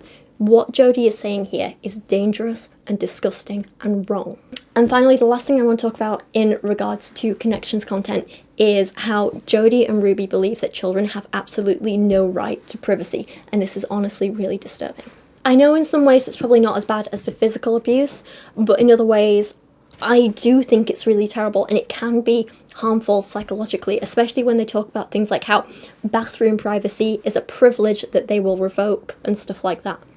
Bodily autonomy and privacy is something so basic that every single person should have, and I just feel so bad for Ruby and Jodi's kids. So let's take a look at some of these clips, and I think the best thing to do with these is watch them in chronological order of when they were published, I think. Yeah. So let's start with this video of Ruby replying to a viewer's comment asking for help. Do children have privacy? Is privacy a principle of truth? If so, how do I gauge the privacy of my child? How much do I give them? Is privacy something that I can give my child? These are all topics that come up in this question. And let me tell you, this mom who wrote this question is awake. Good job. I was reading it and I was like, good job. So she starts off by saying, hello ladies, I am posting today in an attempt to find support for my 14-year-old daughter. 14, so she's going into 9th grade. My daughter and I are cleaning her room together, and I was helping her organize some of her belongings into boxes for our upcoming move. At one point, I came across a small black journal, buried, or in all caps, buried, obviously very concealed from my viewing. Almost immediately after seeing it, my daughter's face went pale. Okay, so I want you to hear how this mom takes notice of her daughter's reaction.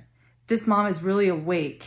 She basically threw herself over my lap. So the daughter's pale, she's throwing herself in an attempt to snatch the journal from my hand. So clearly this is a kid who doesn't and can't trust her parent and doesn't feel respected by them, doesn't want to open up to them, and is perhaps scared of them. She is absolutely 100% allowed to have her diary, her privacy, her own thoughts. I don't get why that is up for debate. I can understand a parent maybe being worried by her reaction, being like, oh God, is she okay? Is she going through something? Is this something we need to talk about? But it seems to me that the daughter's only hiding stuff out of fear of her parents' reaction, not necessarily because she's done something wrong, you know? I withheld it from her as her behavior gave me a massive pause. Right there, right there. That is so fantastic that you caught that so quickly. She says, you're not acting respectfully. I want to discuss this. We can do so when you're willing to behave in truth. So now the mom has reflected truth, and now she's setting a boundary. She's saying, I'll talk about this with you when you're in truth. You're hysterical right now. I'm not going to discuss this with you when you're hysterical. That is a beautiful boundary. My daughter has been consistently hunting for control in this situation over the last few hours. Everything from verbally manipulating, saying things like, you're invading my space, or those are my personal feelings, to crying, she's pretending to vomit, and I even caught her snooping around and sending her siblings snooping. So one thing she didn't say in this, but that I've heard many times is, I have a right to privacy. You're invading my privacy. That's another one. Very similar to, you're invading my space. Those are my personal feelings. But you are invading her space. She does have a right to privacy. My concern here when hearing about her reaction is, why is she so scared of you? She's so terrified of what your reaction is going to be to her private thoughts that she's crying and vomiting. That says to me less about what she might have done and more about what you are like as a parent. Ruby, can you stop congratulating and encouraging this harmful behavior, please? It is so messed up. The mom has not broken principles. The daughter has. It's the daughter who needs to change. It's the daughter who needs to repent. Your daughter has been sneaking around the house, sending her siblings in to find the journal. She's been manipulating you. She has been deceptive. She's been throwing this big tantrum. And so now you're going, ooh, you're letting her distortion trigger your distortion. Stop it. I'm nervous about what I could find out about my daughter in the journal, and I'm even more afraid, so here's her biggest fear, I will permanently damage our trust by even investigating this. Seems to me like you've already done that, but if you do go ahead and read the journal, then yes, you absolutely will 100% permanently damage your trust with her. I would never trust a family member that did that to me. It is unforgivable. You're the mother and she is the child. This is not a relationship where you trust her. That's not your job as a mother. In fact, your job as a mother is to constantly be scrutinizing her, to constantly be judging her choices against principles. That's your job. If you begin to trust your daughter, you're going to go blind to all of the distortions in her life. And now she's not safe. Yeah, this is so disturbing, isn't it? How can someone not trust their kids, not want a relationship where you trust them? The people I know with the best relationships with their parents, like, it's always been built on mutual trust and respect, like, always. Like, my friend Meg, who, you might have heard me speak about her before, she's great. We were, like, best friends when we were, like, 7 years old, and then we, like, drifted apart and lost touch. And then when I moved back to Leeds, we reconnected again as, like, 27, 28-year-olds. And we've been really good friends since. And, like, I love her to bits. She's great. And I always really liked her mum when I was younger as well. And her mum was really nice. And her mum had a really, really good, close relationship.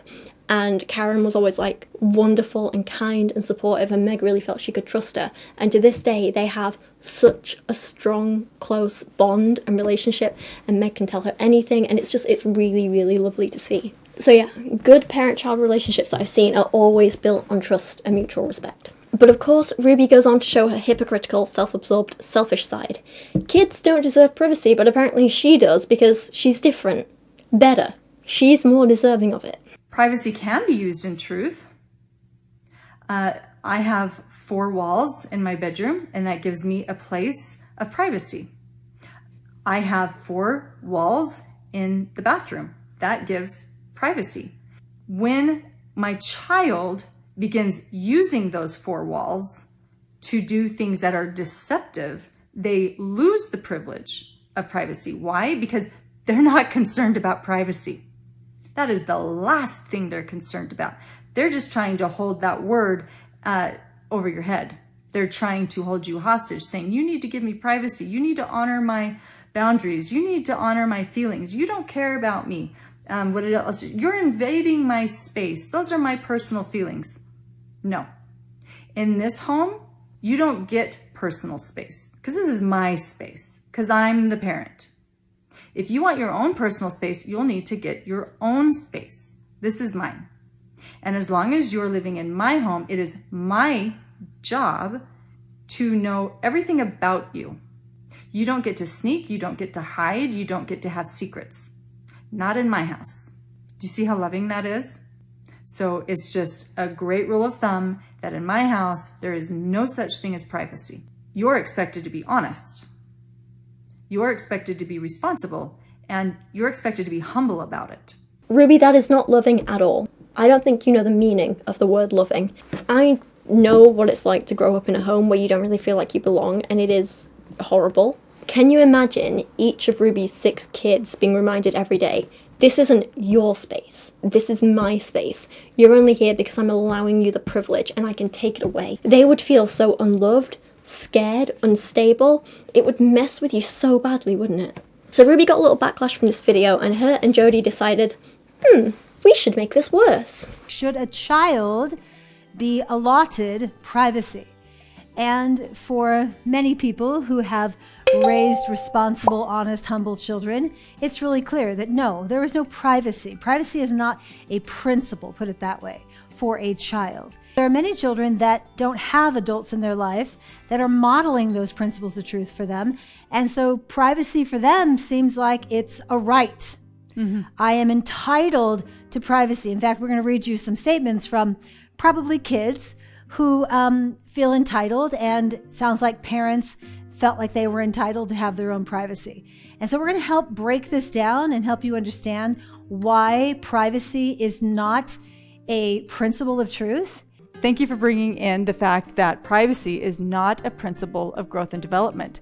I know parents, they want their children to grow and develop and become mature adults. And you may not hear this anywhere else, but privacy is not requisite for that. In fact, a lot of children want their privacy, not all, a lot, as a hiding place. And a lot of parents give privacy, and really it's neglect. This is such a stupid, messed up thing to say. Allowing your child basic privacy and autonomy is not neglecting, and equating the two is disingenuous and honestly offensive to kids who are neglected. You know, like Ruby's malnourished children. That's neglect. Also, Ruby is just plain wrong. Literally everyone who has ever studied child development knows the importance of privacy for kids and teens. Take this example from an article. Giving your child time and privacy to think and explore is an important part of supporting their growing independence. That's because part of growing up is learning to handle new ideas, emotions, and interests with independence and responsibility. Another article says, privacy is essential for teens to gain autonomy and individuality. Giving kids more and more freedom is a key part of helping them grow up and develop the skills they need to be functioning adults. Ruby is literally lying to her audience. Don't you want parents to trust the child? Shouldn't the child trust the parent? If I'm the child and my parent reads my journal, or if I'm the child and my parent comes in and goes through my drawers, then I can't trust my parent anymore. It's that transaction we were talking about. If you do this, then I'm going to do this. If you don't give me what I want, then I'm going to not give you what you want. Just because you say it in a condescending tone doesn't stop you from being wrong. I don't understand why they have such a big issue with calling everything transactional. These things they talk about aren't transactions. It's mutual respect, give and take, the basis of all human relationships. The basis of all social relationships in general, even between me and my dog, Kyra. There's give and take, you know? She needs to go out, but I need to finish work. So I say, okay, baby, you give me 5 more minutes and we'll do an extra 10 minutes on the walk. How's that? Give and take. It seems to me that Ruby and Jodi just want to take from kids without offering anything in return. And once they launch into the world, which means they're out of your care and custody in all ways, financial, emotional, they're completely self-governing is cut, then they get to practice through a principled mechanism, privacy. Yeah, except as I said earlier, by that point it's often too late. This all or nothing approach isn't healthy for anyone. Allow your kids to slowly have more and more freedoms while knowing they still have you as a support, and you'll have much happier kids, more functional kids, and a better relationship with them. And what we're talking about today is about a parent-child relationship where the parent has authority over the child. So the child does answer to the parent, and the parents do not answer to the child. In fact, parents, your job is to constantly be assessing where your child is, constantly judging. Are you in truth? Are you in distortion? Where are you? Your job is not to trust them. Your job is to be constantly judging. Who are their friends? Where are they going? What is their environment like? What are they being exposed to? Who's saying what to them? What kind of ideologies are being served to them? What are they learning in school? This sounds exhausting and unhealthy for everyone involved. Ruby and Jodi really do just enjoy the power and being in control all the time, don't they?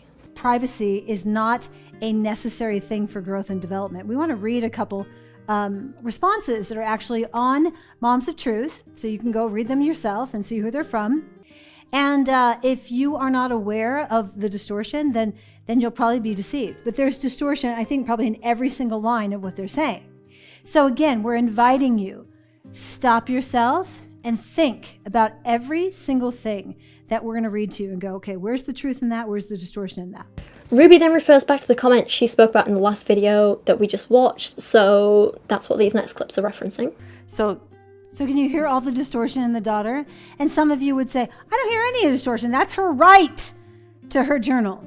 And what you're not understanding is that the daughter is a child, and the daughter does not have a right to privacy. She has a right to safety. She has a right to be obedient, but she does not have a right to privacy. Shame you didn't give your kids the right to safety, isn't it? Also, she's wrong. Stop it. Okay, so here is one of the comments. Children need their own privacy in order for them to feel trusted. Okay, stop right there. Can you hear that? Here's that transaction. If you don't give me this, then I will not feel trust for you. We just got done explaining in the other videos of trust and then also of safety, that trust is about me. It's not about you do this and then I'll feel trust for you. But if you don't do that, then I'm not going to feel trust for you. So they are using this word trust in a way that is not even in the truth. You don't leverage, you don't use the word trust like a crowbar. Children need privacy in order to be independent and self-assured. Another distorted statement. I have to have this in order to be self-independent and sure? And self-assured. The only way a child can feel confidence and self-esteem and a sense of self is to be honest, responsible, and humble. Right. It's an inside job. It's not you do for me and then I'll be self-assured. If privacy gave children confidence, we'd be walking around with a ton of confident kids. No kidding. And our kids have never been less confident than they are now. Right. Privacy gives children the space they need to develop. There it is, another distorted thought. Wanting privacy doesn't mean a child has something secret or they're hiding. The truth is wanting privacy may not mean you're hiding. However, the motive behind the privacy, so if my child comes to me and says, I'd like to keep this private, and I say, there is no privacy in this house, sweetheart. And they say, well, I get to, I deserve it. That reaction means that they're hiding something. Yeah. If they say, okay, here you go, then no, they're not hiding anything. So the mere fact of not giving privacy exposes secrets. Yes. Jodi is so messed up, and I don't know how many more times I can say it. These commenters are right. The next bit scares me most, though, because this is where they talk about revoking the right to privacy in the bathroom like it's normal. It's not. This should not be allowed. Privacy isn't just being secretive, but more that you want your own space, whether that is going to the bathroom or having time to yourself or getting dressed. Parents need to understand privacy is crucial for a child's development. Mm-hmm. Again, it's not a matter of I want to shut the door when I go to the bathroom. It's your reaction when you aren't able to shut the door. When someone says, you can't have that, do you react and want to defend and fight and threaten and accuse and blame like this woman's been doing? If anyone asked me as a grown adult to not close the bathroom door, I would freak out too. Not because I have anything to hide, it's just I don't want people to see me peeing. I want to be able to brush my teeth without someone watching. I want to be able to shower and know no one is seeing my body while I'm washing and shaving and whatever. Kids will feel the same. Wanting privacy, especially around their bodies, especially at a complicated time like during puberty, does not mean they are hiding something. It means they are human. Give your children privacy. There's also another thing to mention here. This woman in this story gave extra information.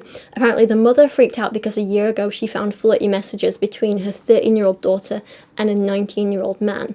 Ruby calls this child porn. So instead of getting your daughter some help because she's been groomed and manipulated and coerced into a romantic relationship by an adult, Ruby wants this mother to punish her by not allowing her any privacy at all. Stop it.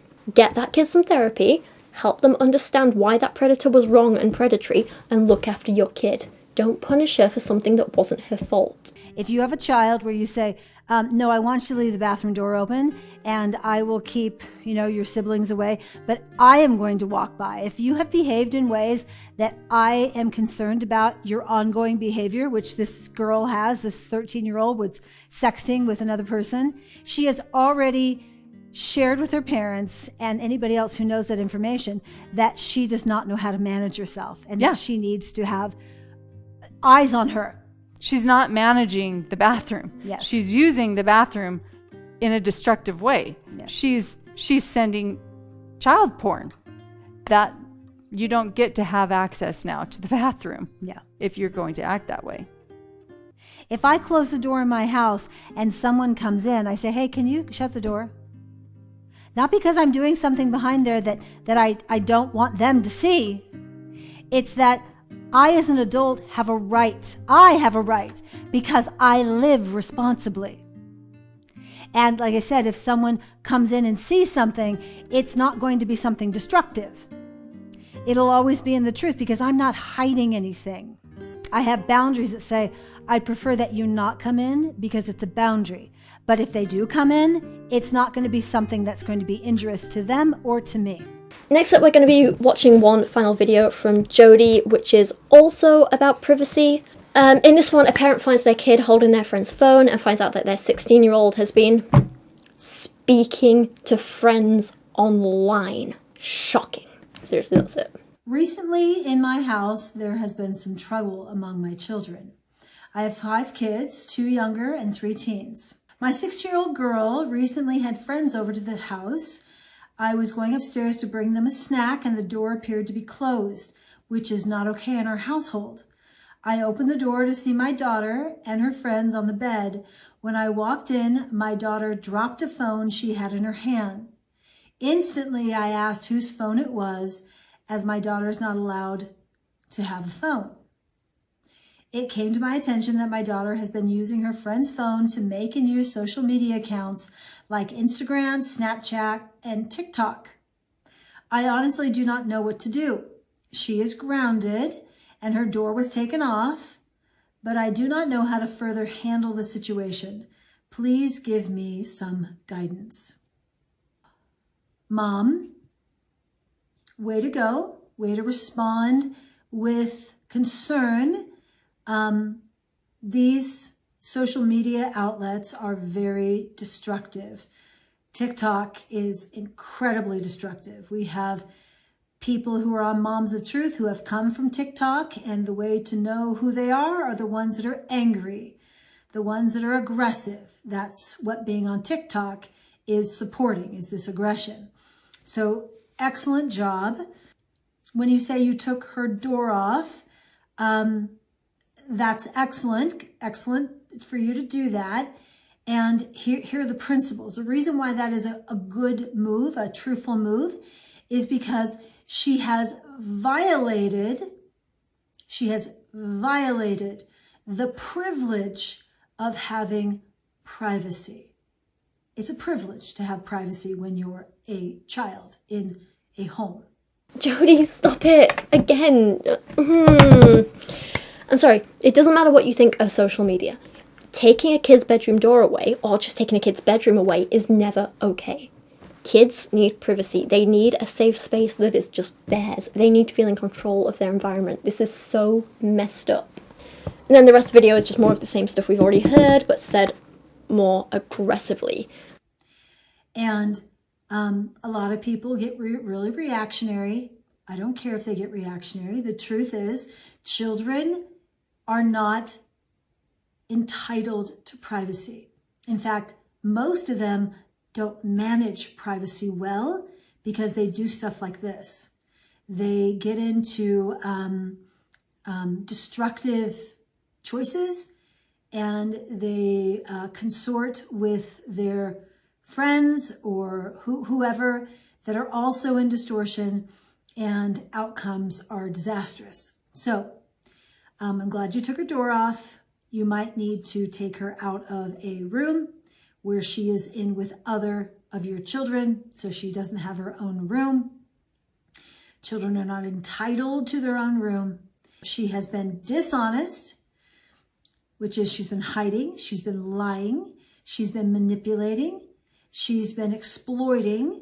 And when I say exploiting, you know, you've given her all of these things and she has not followed your rules and your guidelines around the door, around privacy, and she has taken advantage of it.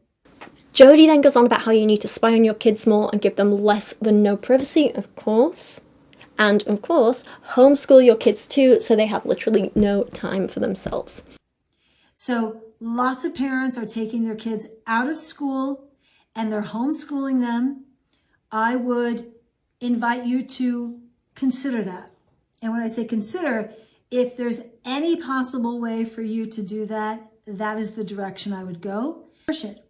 You have a responsibility as her mother to do your very best to control her environment. Your daughter's in grave danger. You think that you walking in and seeing her drop a phone or try to hide a phone and try to hide social media is the problem? That is not her problem. She is in deep because she has no problem lying. She has no problem manipulating. She has no problem being irresponsible. She has no problem blaming. She has no problem being entitled. She has no problem being selfish. That is her problem. All of those things.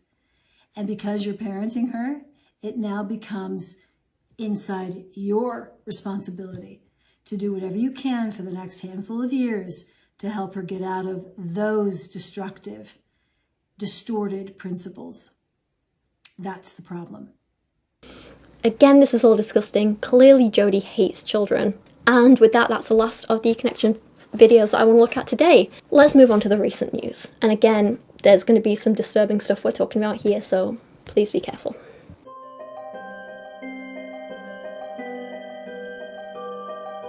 Okay, so now we're on to the heaviest part of this video, and I think for this I'm best just reading you some news articles and we'll discuss it as we go along. So, The Independent reported that a child in the care of Miss Franke and her business partner, Jodi Hildebrandt, who is also facing charges, climbed out of the window of an Ivans residence belonging to Jodi Hildebrandt and ran to a neighbour's home on the 30th of August. Miss Franke's 12-year-old child then knocked on the door requesting food and water, and a neighbour noticed duct tape on the child's ankles and wrists and contacted law enforcement. Officials determined the 12-year-old to be severely malnourished, according to the probable cause statement, and was transferred to a nearby hospital. The child was placed on medical hold after it was discovered that he was also suffering from deep lacerations due to being tied up with rope, arrest records said.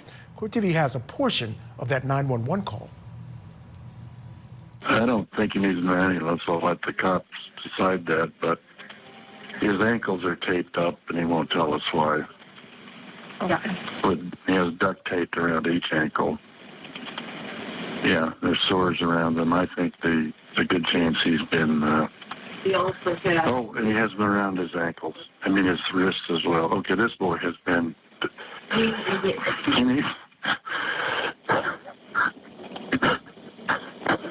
This kid has obviously been... I think he's been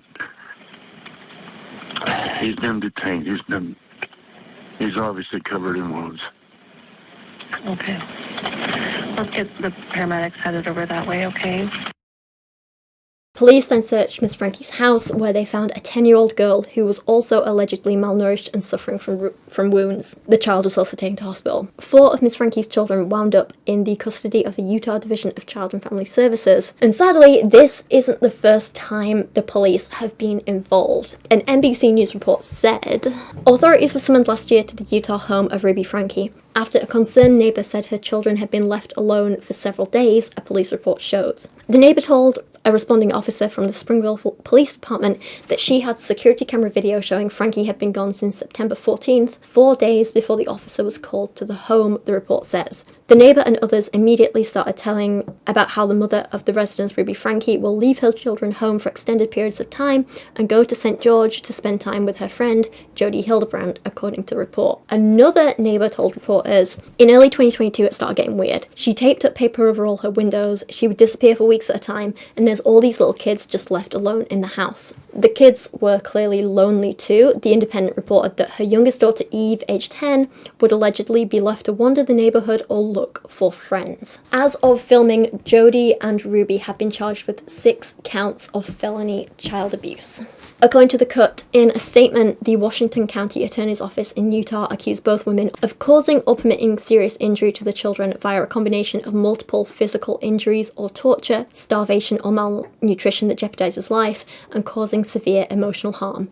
Crimes that carry up to 15 years in prison and a fine of up to $10,000 per count. Ruby's eldest daughter, Shari, who is now 20 years old, has been no contact with her parents for a while, and now released an Instagram statement reading, "Me and my family are so glad justice is being served. We've been trying to tell the police and CPS for years about this, and so glad they finally decided to step up. Kids are safe, but there's a long road ahead." Meanwhile, Ruby's sisters posted a joint statement saying, "For the last 3 years, we have kept quiet on the subject of our sister Ruby Franke for the sake of her children. Behind the public scene, we have done everything we could to try and make sure the children were safe. Ruby was arrested, which needed to happen. Jodi was arrested, which needed to happen. The kids are now safe, which is the #1 priority." One of the sisters also released this video on YouTube. This week has been nothing that I could have anticipated. I don't think any of us could have really anticipated. If you have the internet, you have seen news articles on my sister, Ruby, from the 8 passengers. For the last 3 years, we have truly clung on to each other and offering support to one another, and I don't think any of us could have ever seen this coming. We all did as much as we could legally, and you don't know what you don't know. The only thing that we ultimately care about is that our nieces and nephews are safe, and they are. And that is the only thing that matters to any of us. So it really is the case that this time it wasn't just the public reading too much into some online videos and stuff like that. This seems to have been ongoing child abuse that a number of people were aware of, but sadly it's harder to stop than you might think. It's hard to even know what to think at this point, and I wish the people criticising Ruby and Kevin and Jodi had been wrong. I wish we had been reading too much into stuff, exaggerating, like whatever. But we weren't, and in this case it was even worse behind the scenes than we thought. Hopefully the children will be in a better place going forward. Hopefully they will be safe now, but it's hard to say. This is where I was going to end my video and my script, but just yesterday even more stuff came out, even more stuff happened, and it gets wilder. Jodi and Ruby both had their first hearing and have been denied bail. Washington County's Attorney's Office said of Ruby and Jodi's charges, "There are 2 juvenile victims in these cases, and each defendant is accused of causing or permitting serious physical injury to the victims in 3 different ways. 1, a combination of multiple physical injuries and torture. 2, starvation or malnutrition that jeopardizes life. And 3, causing severe emotional harm." The biggest thing though is that at this hearing, Ruby is now trying to place blame on her children, the ones she abused. She's blaming them for the abuse she inflicted on them, at least according to the Daily Mail. Now, I know it's not the most credible news source, so take all of this with a pinch of salt, but Ruby's defense is so ridiculous it's worth talking about. It's also worth noting that while the child isn't named in this article, people on the Fundy Snark subreddit think it's referring to Ruby's 12-year-old son Russell, so I'll just read this article for you, but be warned it's disturbing.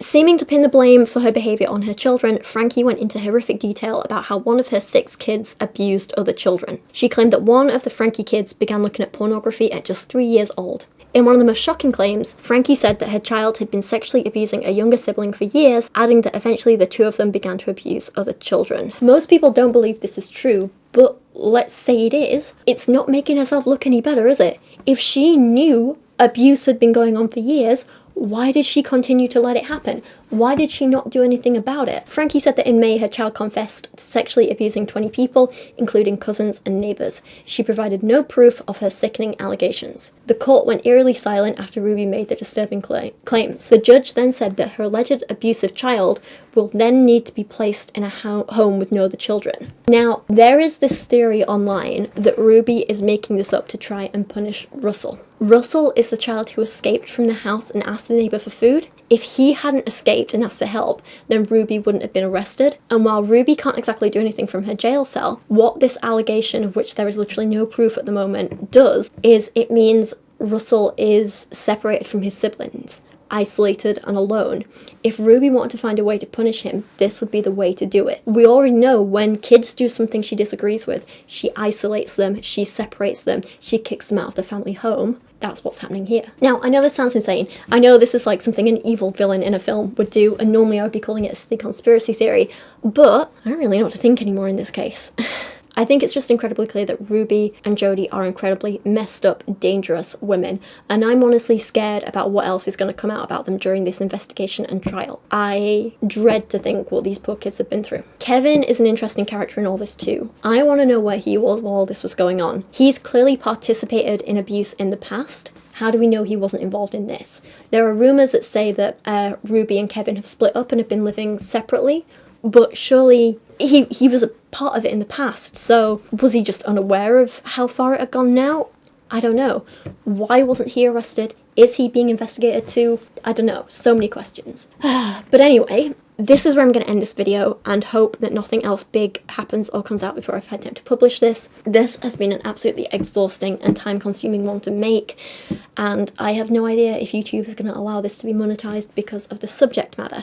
They've been demonetizing a fair few of my videos recently, so if you would like to support my work and my channel, I do have Patreon, which you can join for as little as $1 or £1 a month, and all the money is a really big help towards basic stuff like paying my rent, paying my bills, subscriptions to editing software, my website, buying materials like books and stuff for things to review on videos, and all that good stuff. So every little bit really, really does help and allows me to keep making as much content as possible for you guys. So a huge thank you to everyone who has already supported me over there. I could not do this without you. A huge thank you to everyone who has watched this video today and made it through this far.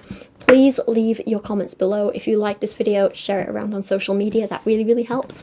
But for now, thank you so much for watching, and I will see you guys again very soon.